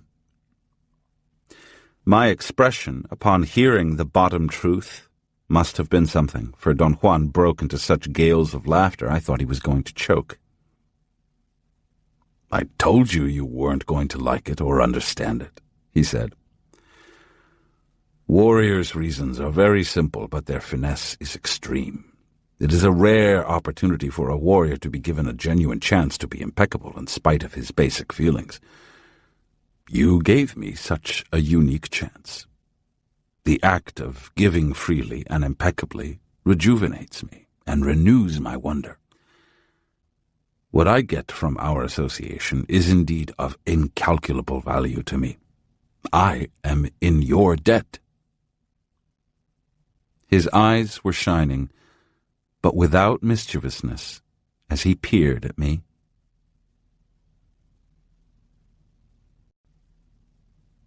Don Juan began to explain what he had done. "I am the Nagual. I moved your assemblage point with the shine of my eyes," he said matter-of-factly. The Nagual's eyes can do that. It's not difficult. After all, the eyes of all living beings can move someone else's assemblage point, especially if their eyes are focused on intent. Under normal conditions, however, people's eyes are focused on the world, looking for food, looking for shelter. He nudged my shoulder. Looking for love, he added, and broke into a loud laugh. Don Juan constantly teased me about my looking for love. He never forgot a naive answer I once gave him when he had asked me what I actively looked for in life. He had been steering me toward admitting that I didn't have a clear goal, and he roared with laughter when I said that I was looking for love. A good hunter mesmerizes his prey with his eyes, he went on. With his gaze he moves the assemblage point of his prey, and yet his eyes are on the world, looking for food. I asked him if sorcerers could mesmerize people with their gaze. He chuckled and said that what I really wanted to know was if I could mesmerize women with my gaze, in spite of the fact that my eyes were focused on the world, looking for love. He added seriously that the sorcerer's safety valve was that by the time their eyes were really focused on intent, they were no longer interested in mesmerizing anyone. But for sorcerers to use the shine of their eyes to move their own or anyone else's assemblage point, he continued, they have to be ruthless. That is, they have to be familiar with that specific position of the assemblage point called the place of no pity. This is especially true for the Naguals. He said that each Nagual developed a brand of ruthlessness specific to him alone. He took my case as an example and said that because of my unstable natural configuration, I appeared to seers as a sphere of luminosity, not composed of 4 balls compressed into one, the usual structure of a Nagual, but as a sphere composed of only 3 compressed balls.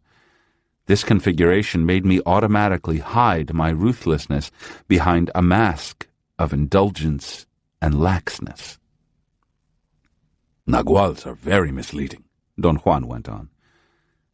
They always give the impression of something they are not, and they do it so completely that everybody, including those who know them best, believe their masquerade.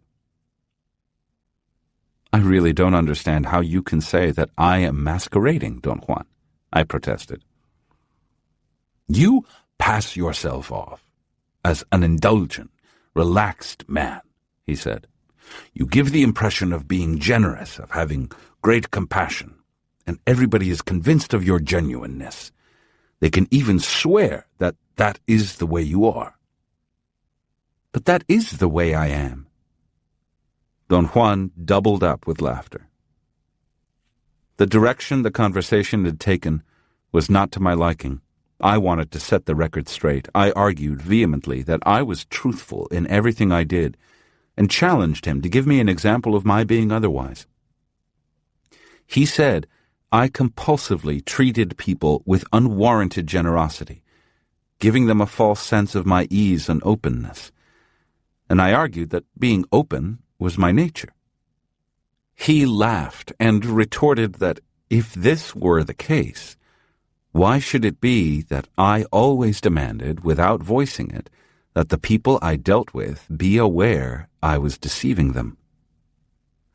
The proof was that when they failed to be aware of my ploy and took my pseudo-laxness at face value, I turned on them with exactly the cold ruthlessness I was trying to mask. His comments made me feel desperate because I couldn't argue with them. I remained quiet. I didn't want to show that I was hurt. I was wondering what to do when he stood and started to walk away. I stopped him by holding his sleeve. It was an unplanned move on my part which startled me and made him laugh. He sat down again with a look of surprise on his face. I didn't mean to be rude, I said, but I've got to know more about this. It upsets me. Make your assemblage point move, he urged. We've discussed ruthlessness before. Recollect it. He eyed me with genuine expectation, although he must have seen that I could not recollect anything, for he continued to talk about the Nagual's patterns of ruthlessness. He said that his own method consisted of subjecting people to a flurry of coercion and denial, hidden behind sham understanding and reasonableness. "What about all the explanations you give me?" I asked. "Aren't they the result of genuine reasonableness and desire to help me understand?" "No," he replied. "They are the result of my ruthlessness." I argued passionately that my own desire to understand was genuine. He patted me on the shoulder and explained that my desire to understand was genuine, but my generosity was not. He said that Naguals masked their ruthlessness automatically, even against their will. As I listened to his explanation, I had the peculiar sensation in the back of my mind that at some point we had covered the concept of ruthlessness extensively.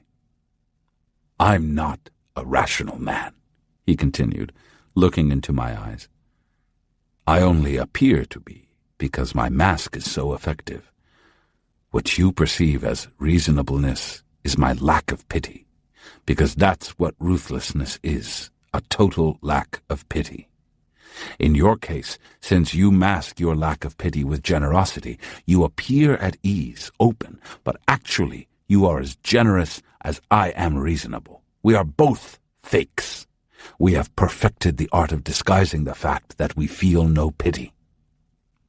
He said that his benefactor's total lack of pity was masked behind the facade of an easygoing, practical joker with an irresistible need to poke fun at anyone with whom he came into contact. "My benefactor's mask was that of a happy, unruffled man without a care in the world," Don Juan continued.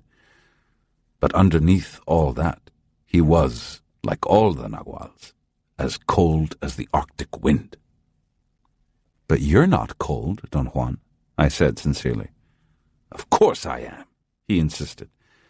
"The effectiveness of my mask is what gives you the impression of warmth." He went on to explain that the Nagual Elias's mask consisted of a maddening meticulousness about all details and accuracy, which created the false impression of attention and thoroughness. He started to describe the Nagual Elias's behavior. As he talked, he kept watching me. And perhaps because he was observing me so intently, I was unable to concentrate at all on what he was saying. I made a supreme effort to gather my thoughts. He watched me for an instant, then went back to explaining ruthlessness. But I no longer needed his explanation. I told him that I had recollected what he wanted me to recollect, the first time my eyes had shone. Very early in my apprenticeship, I had achieved by myself a shift in my level of awareness. My assemblage point reached the position called the place of no pity. The place of no pity. Don Juan told me that there was no need to talk about the details of my recollection, at least not at that moment, because talk was used only to lead one to recollecting. Once the assemblage point moved, the total experience was relived. He also told me the best way to assure a complete recollection was to walk around. And so, both of us stood up, walked very slowly and in silence, following a trail in those mountains, until I had recollected everything. We were in the outskirts of Guaymas, in northern Mexico, on a drive from Nogales, Arizona, when it became evident to me that something was wrong with Don Juan. For the last hour or so, he had been unusually quiet and somber. I didn't think anything of it, but then abruptly his body twitched out of control. His chin hit his chest as if his neck muscles could no longer support the weight of his head. "Are you getting carsick, Don Juan?" I asked, suddenly alarmed. He didn't answer. He was breathing through his mouth. During the first part of our drive, which had taken several hours, he had been fine. We had talked a great deal about everything.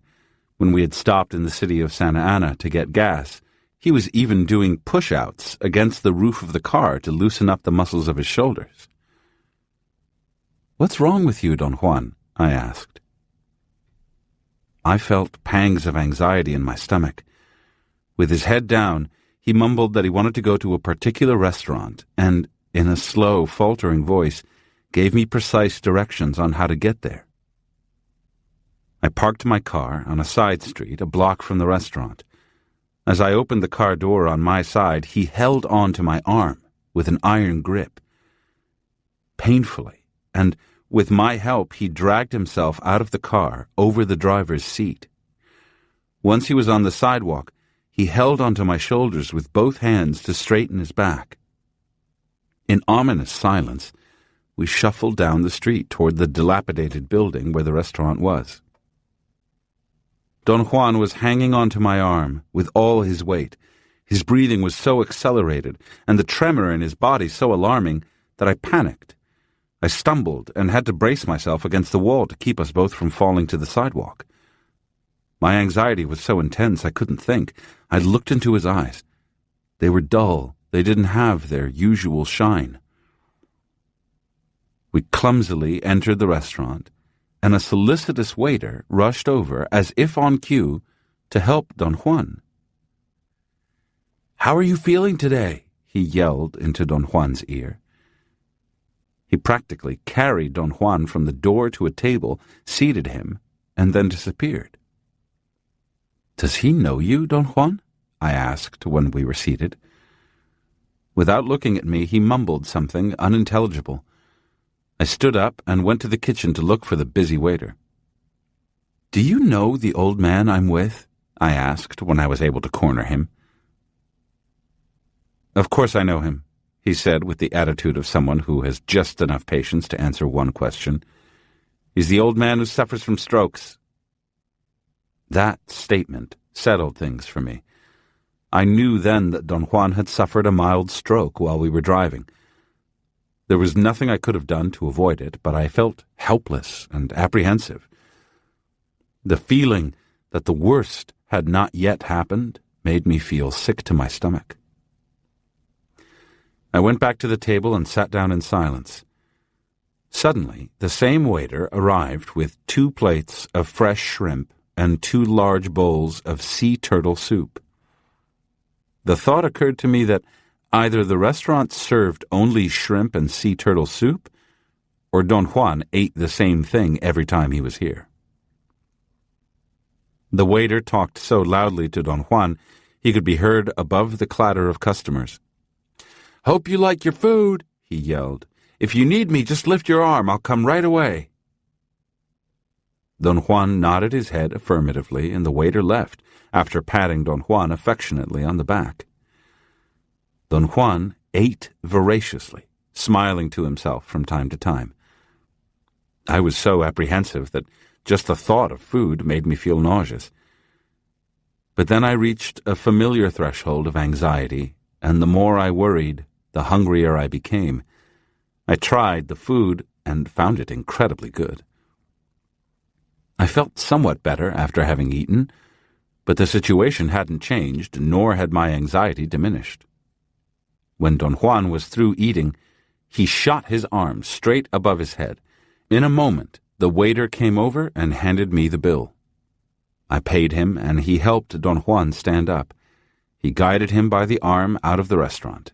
The waiter even helped him out to the street and said goodbye to him effusively. We walked back to the car in the same laborious way, Don Juan leaning heavily on my arm, panting and stopping to catch his breath every few steps.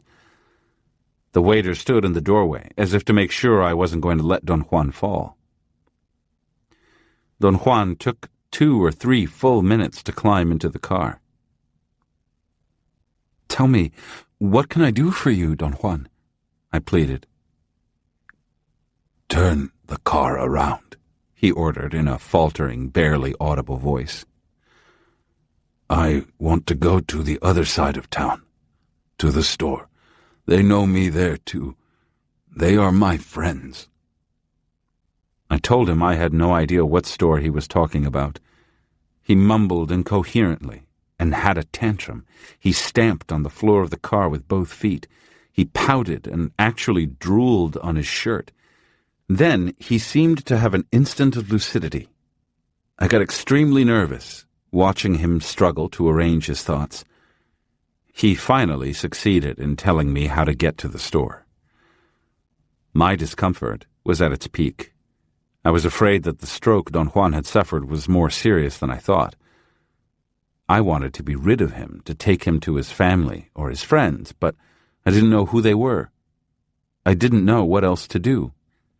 I made a U-turn and drove to the store, which he said was on the other side of town. I wondered about going back to the restaurant to ask the waiter if he knew Don Juan's family. I hoped someone in the store might know him. The more I thought about my predicament, the sorrier I felt for myself. Don Juan was finished. I had a terrible sense of loss, of doom. I was going to miss him, but my sense of loss was offset by my feeling of annoyance at being saddled with him at his worst. I drove around for almost an hour looking for the store. I couldn't find it.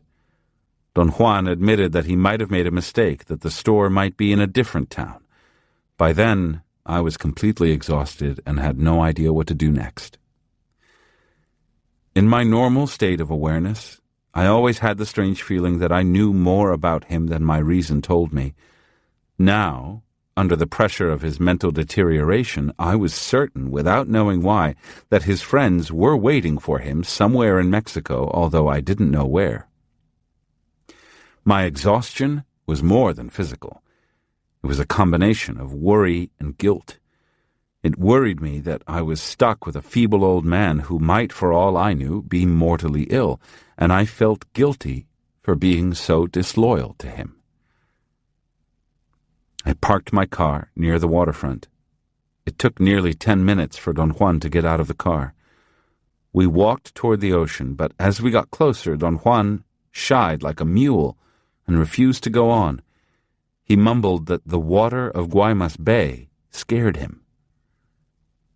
He turned around and led me to the main square, a dusty plaza without even benches.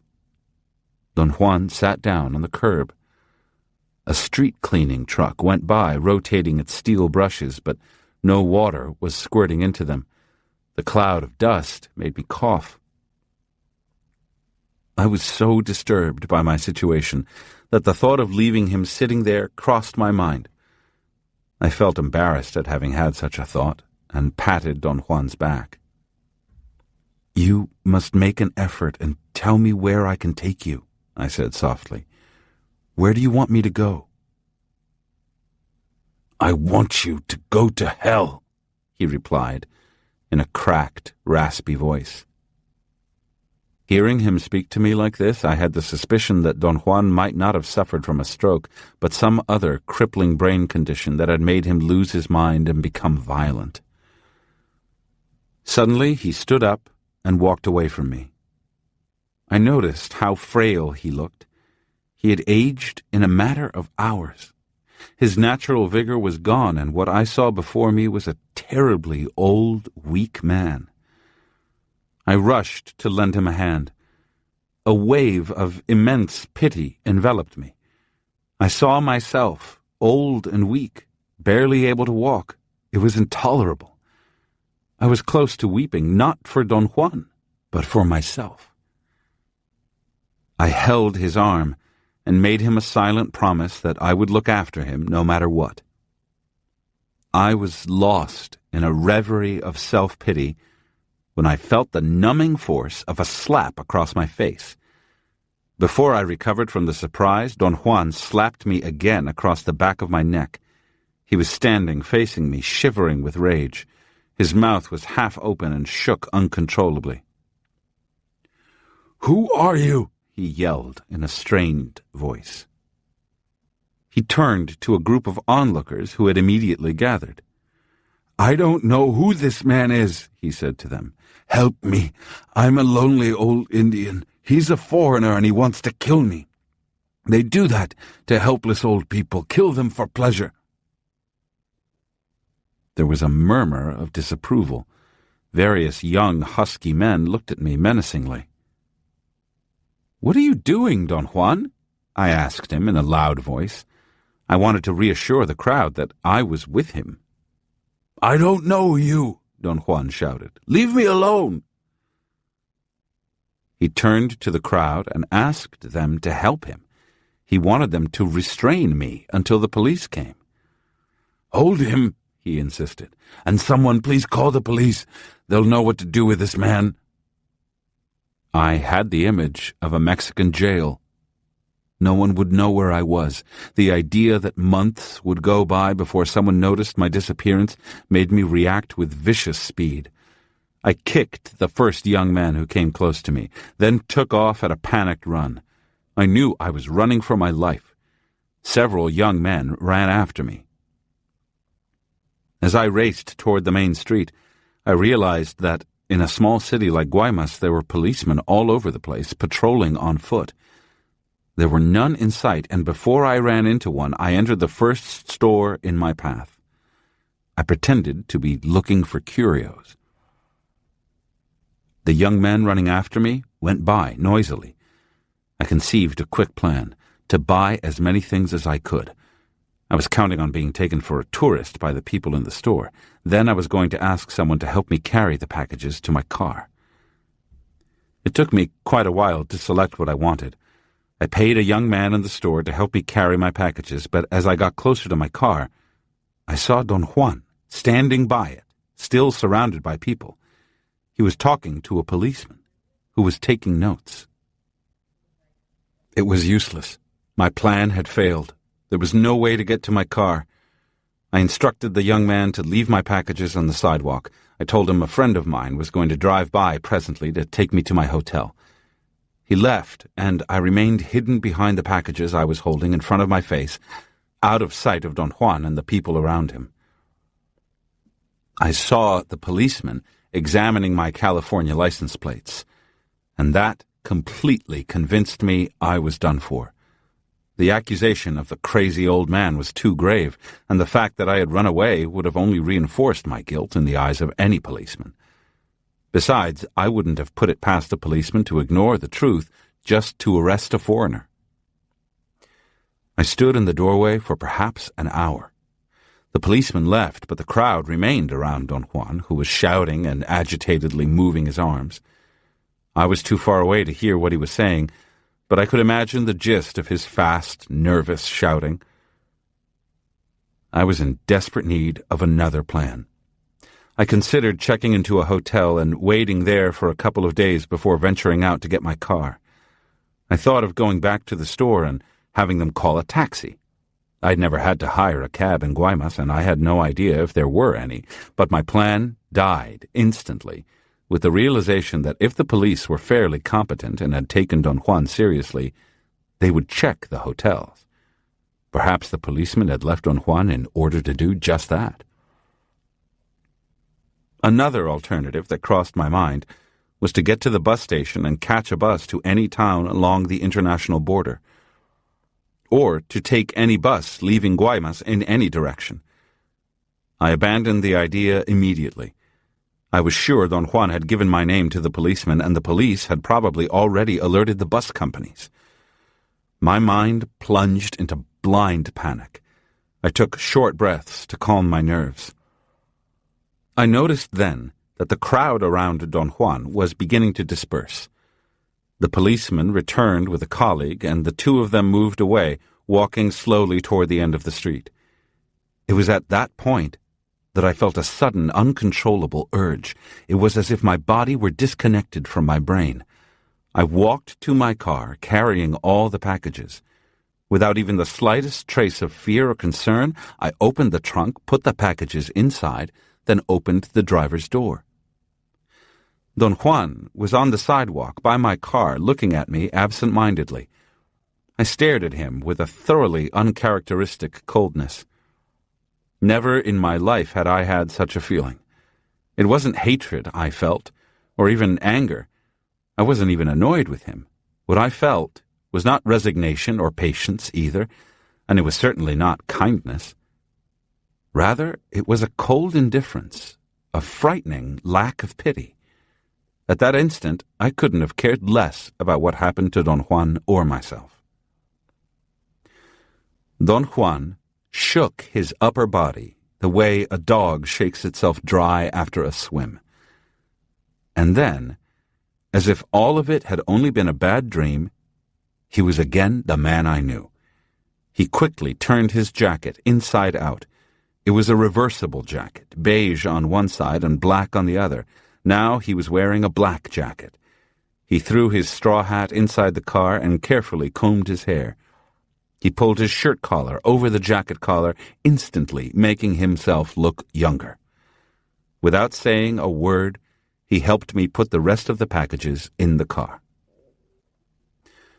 When the two policemen ran back to us, blowing their whistles, drawn by the noise of the car doors being opened and closed, Don Juan very nimbly rushed to meet them. He listened to them attentively and assured them they had nothing to worry about. He explained that they must have encountered his father, a feeble old Indian who suffered from brain damage. As he talked to them, he opened and closed the car doors as if checking the locks. He moved the packages from the trunk to the back seat. His agility and youthful strength were the opposite of the old man's movements of a few minutes ago. I knew that he was acting for the benefit of the policeman who had seen him before. If I had been that man, there would have been no doubt in my mind that I was now seeing the son of the old brain-damaged Indian. Don Juan gave them the name of the restaurant where they knew his father, and then bribed them, shamelessly. I didn't bother to say anything to the policeman. There was something that made me feel hard, cold, efficient, silent. We got in the car without a word. The policeman didn't even attempt to ask me anything. They seemed too tired to even try. We drove away. "What kind of act did you pull out there, Don Juan?" I asked, and the coldness in my tone surprised me. "It was the first lesson in ruthlessness," he said. He remarked that on our way to Guaymas he had warned me about the impending lesson on ruthlessness. I confessed that I hadn't paid attention because I'd thought that we were just making conversation to break the monotony of driving. "I never just make conversation," he said sternly. "You should know that by now. What I did this afternoon was to create the proper situation for you to move your assemblage point to the precise spot where pity disappears. That spot is known as the place of no pity. The problem that sorcerers have to solve," he went on, "is that the place of no pity has to be reached with only minimal help. The Nagual sets the scene, but it is the apprentice who makes his assemblage point move. Today you did just that. I helped you, perhaps a bit overdramatically, by moving my own assemblage point to a specific position that made me into a feeble and unpredictable old man. I was not just acting old and feeble. I was old." The mischievous glint in his eyes told me that he was enjoying the moment. "It wasn't absolutely necessary that I do that," he went on. "I could have directed you to move your assemblage point without the hard tactics. But I couldn't help myself. Since this event will never be repeated, I wanted to know whether or not I could act, in some measure, like my own benefactor. Believe me, I surprised myself as much as I must have surprised you." I felt incredibly at ease. I had no problems in accepting what he was saying to me, and no questions, because I understood everything without needing him to explain. He then said something which I already knew but couldn't verbalize because I wouldn't have been able to find the appropriate words to describe it. He said that everything sorcerers did was done as a consequence of a movement of their assemblage points, and that such movements were ruled by the amount of energy sorcerers had at their command. I mentioned to Don Juan that I knew all that, and much more, and he commented that inside every human being was a gigantic, dark lake of silent knowledge, which each of us could intuit. He told me I could intuit it perhaps with a bit more clarity than the average man because of my involvement in the warrior's path. He then said that sorcerers were the only beings on earth who deliberately went beyond the intuitive level by training themselves to do two transcendental things. First, to conceive the existence of the assemblage point, and second, to make that assemblage point move. He emphasized over and over that the most sophisticated knowledge sorcerers possessed was of our potential as perceiving beings, and the knowledge that the content of perception depended on the position of the assemblage point. At that point, I began to experience a unique difficulty in concentrating on what he was saying, not because I was distracted or fatigued, but because my mind on its own had started to play the game of anticipating his words. It was as if an unknown part of myself were inside me, trying unsuccessfully to find adequate words to voice a thought. As Don Juan spoke, I felt I could anticipate how he was going to express my own silent thoughts. I was thrilled to realize his choice of words was always better than mine could have been. But anticipating his words also diminished my concentration. I abruptly pulled over to the side of the road, and right there I had, for the first time in my life, a clear knowledge of a dualism in me. Two obviously separate parts were within my being. One was extremely old, at ease, indifferent. It was heavy, dark, and connected to everything else. It was the part of me that didn't care, because it was equal to anything. It enjoyed things with no expectation. The other part was light, new, fluffy, agitated. It was nervous, fast. It cared about itself because it was insecure and didn't enjoy anything simply because it lacked the capacity to connect itself to anything. It was alone, on the surface, vulnerable. That was the part with which I looked at the world. I deliberately looked around with that part.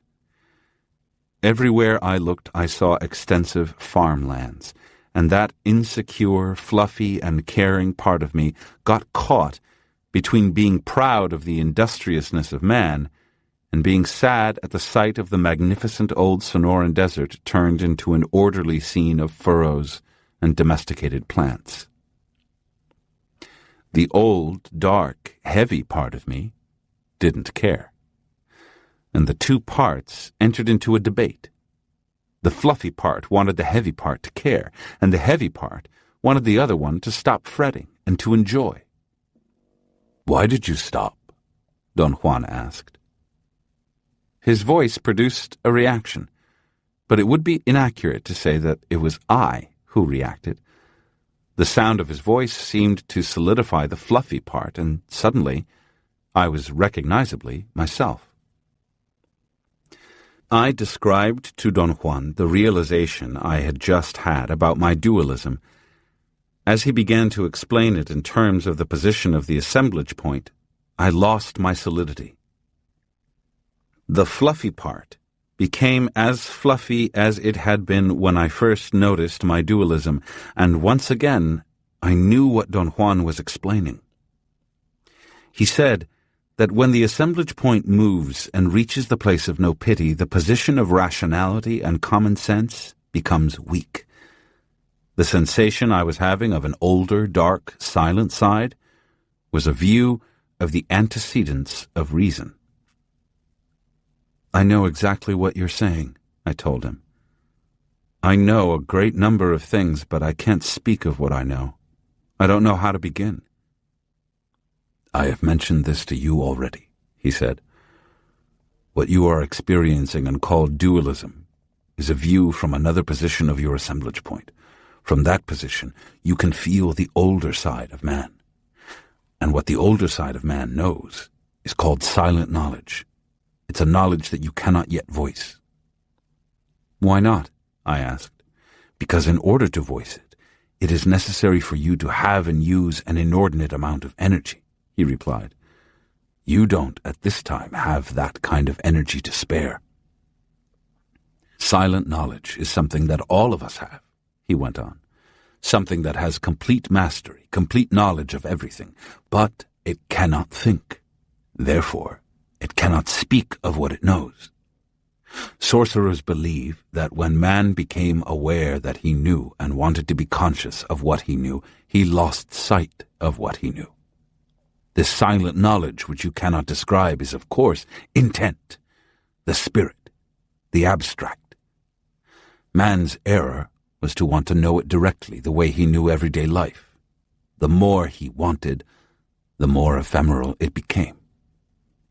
But what does that mean in plain words, Don Juan? I asked. It means that man gave up silent knowledge for the world of reason, he replied. The more he clings to the world of reason, the more ephemeral intent becomes. I started the car, and we drove in silence. Don Juan didn't attempt to give me directions or tell me how to drive, a thing he often did in order to exacerbate my self-importance. I had no clear idea where I was going, yet something in me knew. I let that part take over.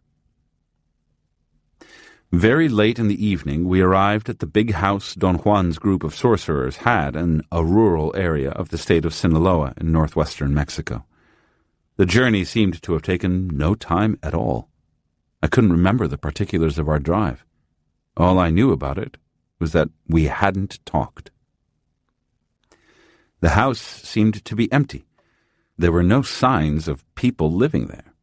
I knew, however, that Don Juan's friends were in the house. I could feel their presence without actually having to see them.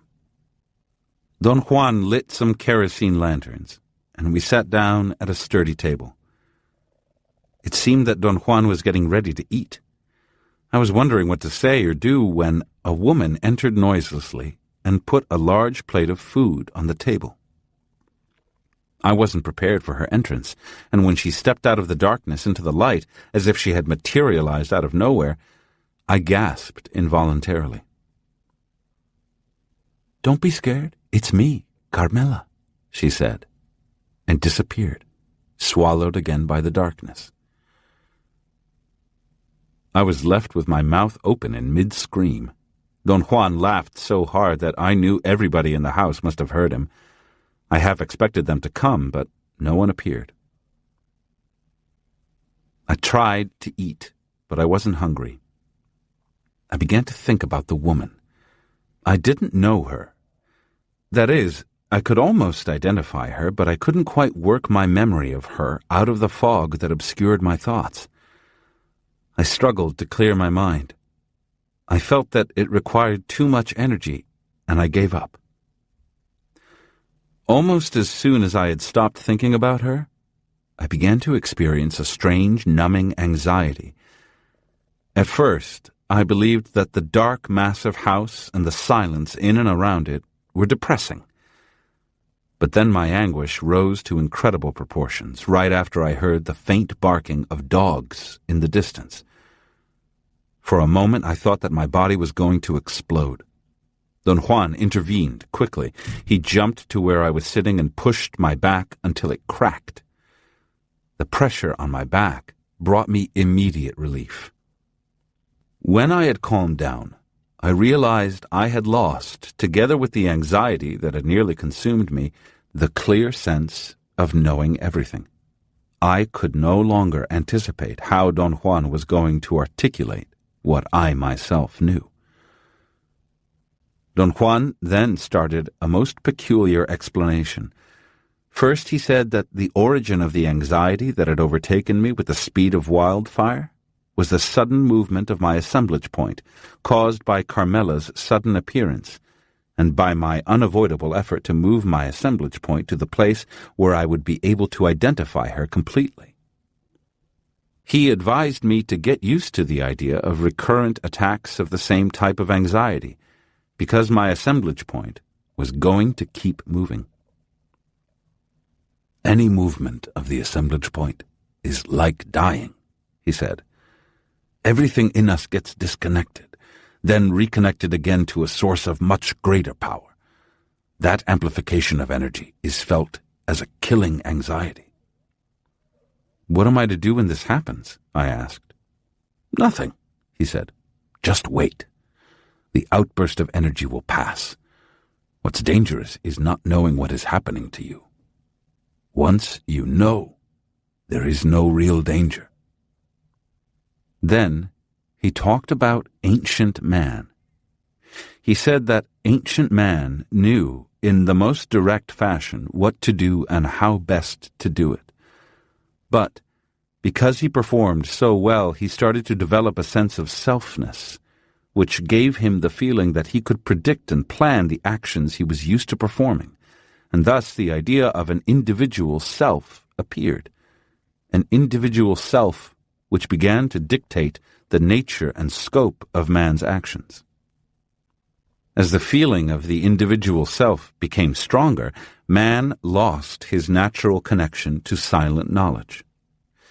Modern man, being heir to that development, therefore finds himself so hopelessly removed from the source of everything that all he can do is express his despair in violent and cynical acts of self-destruction. Don Juan asserted that the reason for man's cynicism and despair is the bit of silent knowledge left in him which does two things. One, it gives man an inkling of his ancient connection to the source of everything. And two, it makes man feel that without this connection he has no hope of peace, of satisfaction, of attainment.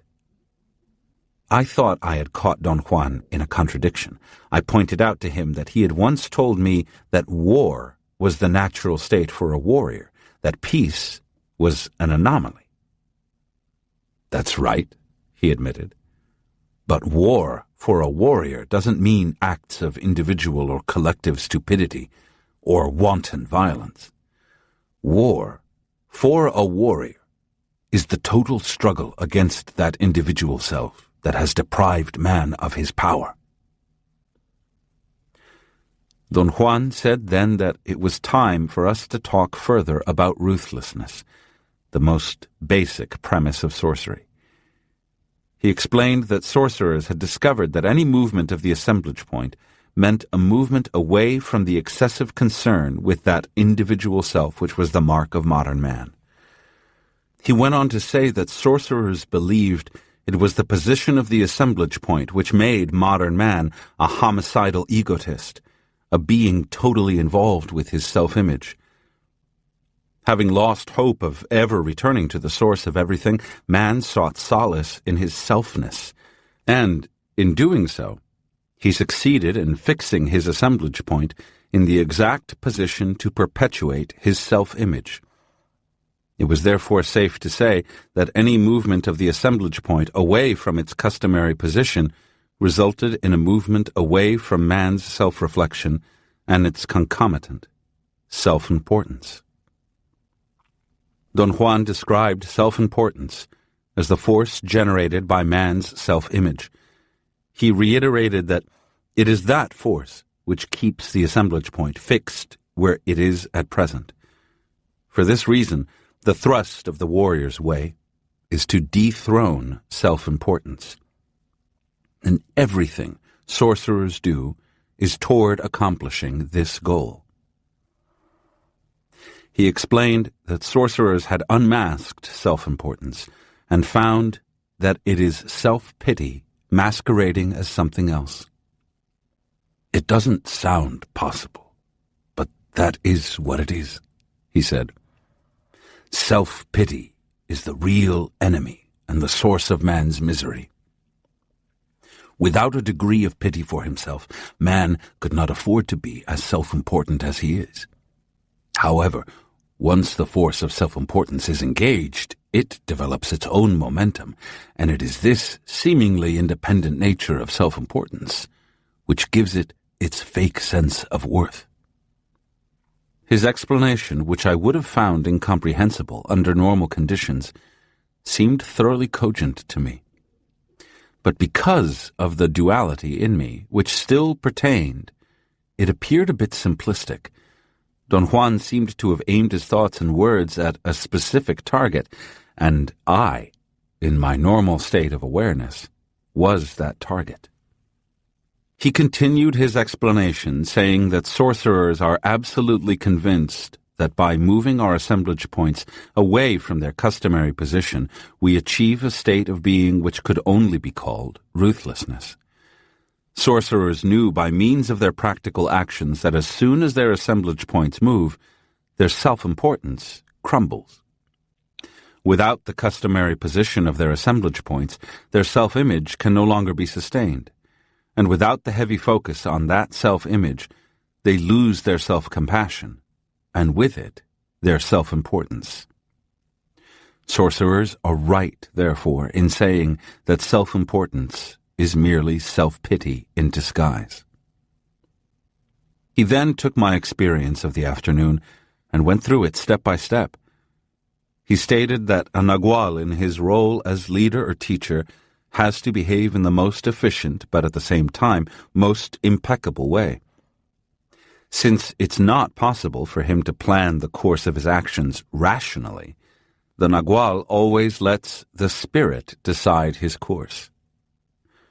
For example, he said he had had no plans to do what he did until the spirit gave him an indication very early that morning while we were having breakfast in Nogales. He urged me to recall the event and tell him what I could remember. I recalled that during breakfast I got very embarrassed because Don Juan made fun of me. "Think about the waitress," Don Juan urged me. All I can remember about her is that she was rude. "But what did she do?" he insisted. "What did she do while she waited to take our order?" After a moment's pause, I remembered that she was a hard-looking young woman who threw the menu at me and stood there, almost touching me, silently demanding that I hurry up and order. While she waited, impatiently tapping her big foot on the floor, she pinned her long black hair up on her head. The change was remarkable. She looked more appealing, more mature. I was frankly taken by the change in her. In fact, I overlooked her bad manners because of it.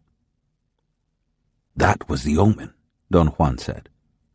"Hardness and transformation were the indication of the spirit." He said that his first act of the day, as a nagual, was to let me know his intentions. To that end, he told me in very plain language, but in a surreptitious manner, that he was going to give me a lesson in ruthlessness. "Do you remember now?" he asked. "I talked to the waitress and to an old lady at the next table." Guided by him in this fashion, I did remember Don Juan practically flirting with an old lady and the ill-mannered waitress. He talked to them for a long time while I ate. He told them idiotically funny stories about graft and corruption in government and jokes about farmers in the city. Then he asked the waitress if she was an American. She said no and laughed at the question. Don Juan said that was good because I was a Mexican-American in search of love, and I might as well start here after eating such a good breakfast. The women laughed. I thought they laughed at my being embarrassed. Don Juan said to them that, seriously speaking, I had come to Mexico to find a wife. He asked if they knew of any honest, modest, chaste woman who wanted to get married and wasn't too demanding in matters of male beauty. He referred to himself as my spokesman. The women were laughing very hard. I was truly chagrined. Don Juan turned to the waitress and asked her if she would marry me. She said that she was engaged. It looked to me as though she was taking Don Juan seriously. "Why don't you let him speak for himself?" the old lady asked Don Juan. "Because he has a speech impediment," he said. "He stutters horribly." The waitress said that I had been perfectly normal when I ordered my food. "Oh, you're so observant," Don Juan said. "Only when he orders food can he speak like anyone else. I've told him time and time again that if he wants to learn to speak normally, he has to be ruthless. I brought him here to give him some lessons in ruthlessness." "Poor man," the old woman said. "Well, we'd better get going if we are going to find love for him today," Don Juan said as he stood to leave. "You're serious about this marriage business," the young waitress said to Don Juan. "You bet," he replied. "I'm going to help him get what he needs, so he can cross the border and go to the place of no pity." I thought Don Juan was calling either marriage or the USA the place of no pity. I laughed at the metaphor and stuttered horribly for a moment, which scared the women half to death and made Don Juan laugh hysterically. "It was imperative that I state my purpose to you then," Don Juan said, continuing his explanation. "I did, but it bypassed you completely, as it should have." He said that from the moment the spirit manifested itself, every step was carried to its satisfactory completion with absolute ease, and my assemblage point reached the place of no pity when, under the stress of his transformation, it was forced to abandon its customary place of self-reflection. "The position of self-reflection," Don Juan went on, "forces the assemblage point to assemble a world of sham compassion, but of very real cruelty and self-centeredness.